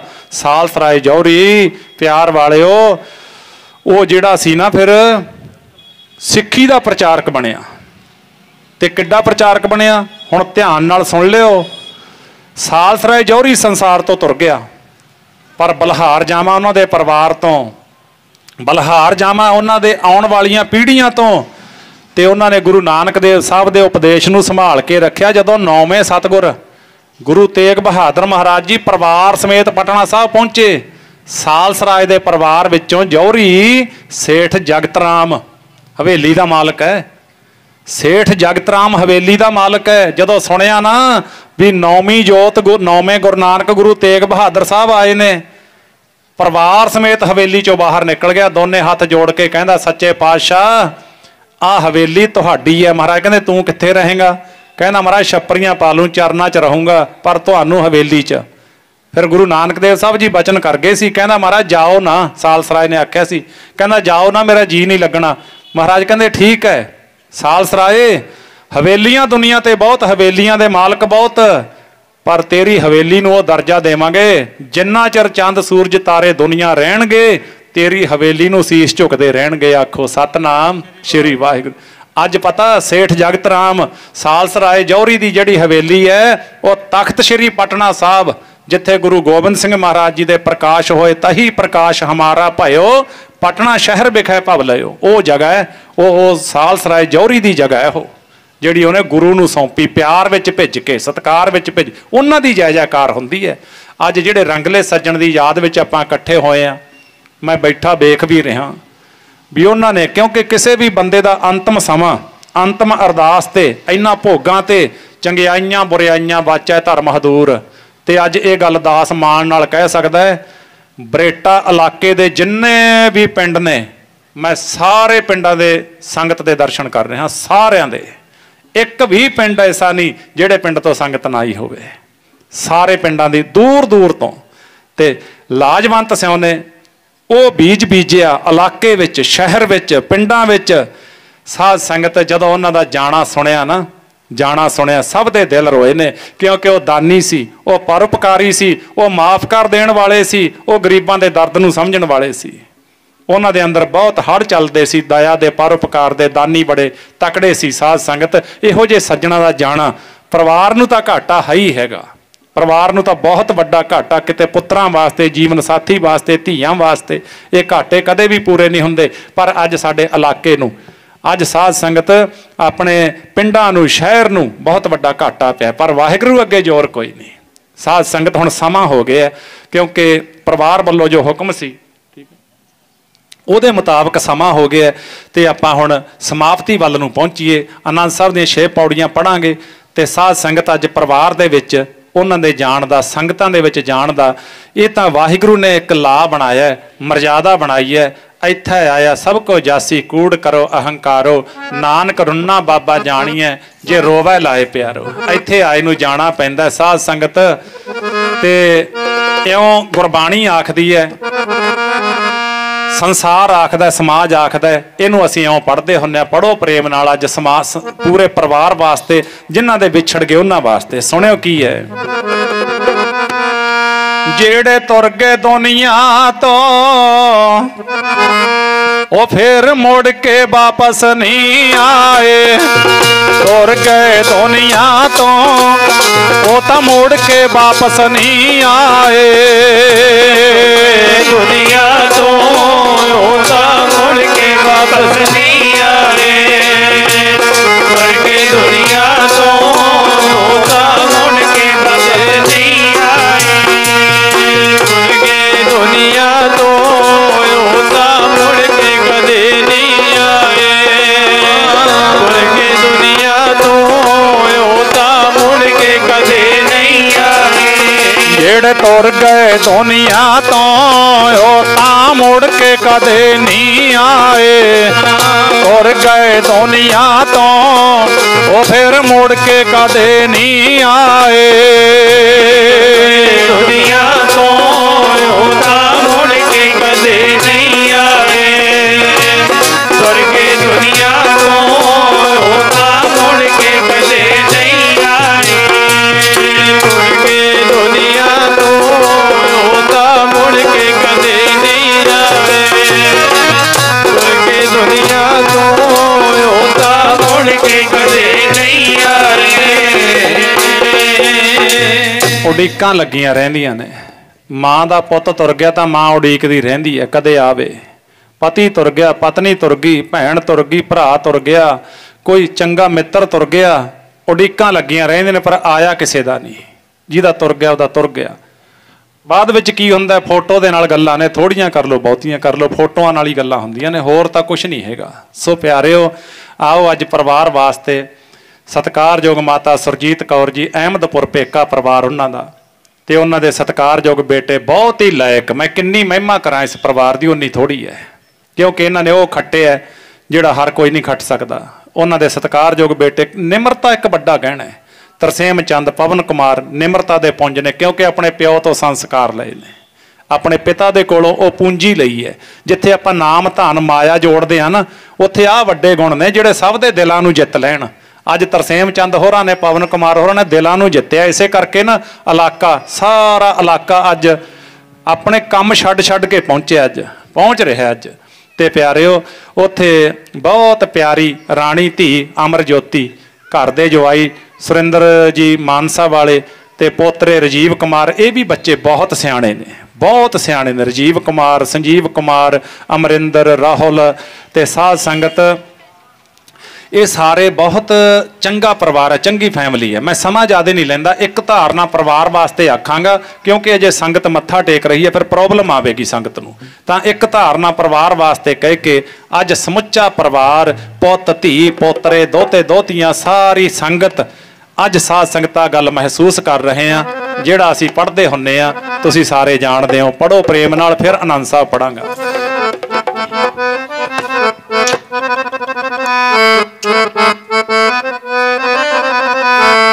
ਰੰਗਲੇ ਸੱਜਣਾ ਬਾਜੋਂ ਬੇੜਾ ਸੁੰਨਾ ਲੱਗਦਾ ਏ, ਪੁੱਤ ਤੇਰੇ ਦਾ ਤੇਰੇ ਬਾਜੋਂ ਜੀ ਨਾ ਲੱਗਦਾ। ਬਾਪੂ ਪੁੱਤ ਤੇਰੇ ਦਾ ਤੇਰੇ ਬਾਜੋਂ ਜੀ ਨਾ ਲੱਗਦਾ ਏ। ਰੰਗਲੇ ਸੱਜਣਾ ਬਾਜੋਂ ਬੇੜਾ ਸੁੰਨਾ ਲੱਗਦਾ ਏ, ਪੁੱਤ ਤੇਰੇ ਦਾ ਤੇਰੇ ਬਾਜੋਂ ਜੀ ਨਾ ਲੱਗਦਾ ਏ। ਬਾਪੂ ਪੁੱਤ ਤੇਰੇ ਦਾ ਤੇਰੇ ਬਾਜੋਂ ਜੀ ਨਾ ਲੱਗਦਾ ਏ। ਜੀ ਰੰਗਲੇ ਸੱਜਣਾ ਬਾਜੋਂ ਜਿਹੜਾ ਸੁੰਨਾ ਲੱਗਦਾ ਏ, ਧੀ ਤੇਰੀ ਦਾ ਤੇਰੇ ਬਾਜੋਂ ਚਿੱਤ ਨਾ ਲੱਗਦਾ। ਬਾਬਲਾ ਧੀ ਤੇਰੀ ਦਾ ਤੇਰੇ ਬਾਜੋਂ ਚਿੱਤ ਨਾ ਲੱਗਦਾ ਏ। ਰੰਗਲੇ ਸੱਜਣਾ ਬਾਜੋਂ ਬੇੜਾ ਸੁੰਨਾ ਲੱਗਦਾ ਏ, ਧੀ ਤੇਰੀ ਦਾ ਤੇਰੇ ਬਾਜੋਂ ਚਿੱਤ ਨਾ ਲੱਗਦਾ ਏ। ਬਾਬਲਾ ਧੀ ਤੇਰੀ ਦਾ ਤੇਰੇ ਬਾਜੋਂ ਚਿੱਤ ਨਾ ਲੱਗਦਾ ਏ। ਸੋ ਚਿੱਤ ਨਹੀਂ ਲੱਗਦਾ, ਜੀ ਨਹੀਂ ਲੱਗਦਾ, ਵਿਹੜੇ ਸੁੰਨੇ ਹੋ ਜਾਂਦੇ ਨੇ। ਜਿਹੜੇ ਕਾਊਂਟਰ ਤੇ ਦੁਕਾਨ ਤੇ ਬੈਠਦਾ ਉਹ ਜਗ੍ਹਾ ਖਾਲੀ ਹੋ ਗਈ, ਗੁਰਮੁਖੋ ਛੇਤੀ ਨਹੀਂ ਭਰੀ ਜਾਣੀ, ਭੁਲੇਖੇ ਪੈਣਗੇ, ਬਹੁਤ ਕੁਛ ਹੁੰਦਾ ਹੈ। ਸੋ ਆਓ ਰੰਗਲੇ ਸੱਜਣ, ਜਿਹੜੇ ਮਾਪੇ ਆਪਣੇ ਕੋਲ ਨੇ, ਦਾਦੇ ਦਾਦੀਆਂ ਆਪਣੇ ਕੋਲ ਨੇ, ਉਹਨਾਂ ਨੂੰ ਸੰਭਾਲੀਏ, ਉਹਨਾਂ ਦੀ ਸੇਵਾ ਕਰੀਏ। ਸਮਾਜ ਦੇ ਵਿੱਚ ਪਿਆਰ ਦਾ ਵਰਤਾਵਾ, ਨਫ਼ਰਤਾਂ ਦੀਆਂ ਵੱਟਾਂ ਢਾਹ ਦਈਏ, ਉਹਨਾਂ ਨੂੰ ਬਿਲਕੁਲ ਖਤਮ ਕਰਕੇ ਇੱਕ ਪਿਆਰ ਵਾਲਾ ਜੀਵਨ, ਸੱਚੀ ਸੁੱਚੀ ਕਿਰਤ ਕਰੀਏ। ਸਿੱਖ ਵਾਸਤੇ ਉਪਦੇਸ਼ ਹੈ ਵੀ ਗੁਰੂ ਵਾਲਾ ਬਣ ਕੇ, ਖੰਡੇ ਕੀ ਪਹੁਲ ਲੈ ਕੇ ਅੰਮ੍ਰਿਤ ਛਕੇ ਗੁਰੂ ਵਾਲਾ ਬਣੇ। ਹਿੰਦੂ ਵਾਸਤੇ, ਮੁਸਲਮਾਨ ਵਾਸਤੇ ਉਹਦੇ ਧਰਮ ਮੁਤਾਬਕ ਉਹ ਆਪਣੇ ਧਰਮ ਦੇ ਚਿੰਨ੍ਹਾਂ ਨੂੰ ਗ੍ਰਹਿਣ ਕਰੇ, ਉਹਨਾਂ ਨੂੰ ਮੰਨੇ, ਕਮਾਵੇ। ਸੋ ਆਓ ਆਪਾਂ ਰਲ ਕੇ ਅਰਦਾਸ ਕਰੀਏ। ਪਾਤਸ਼ਾਹ ਸਾਡੇ ਉਹ ਰੰਗਲੇ ਸੱਜਣ ਲਾਜਵੰਤ ਰਾਏ ਜੀ,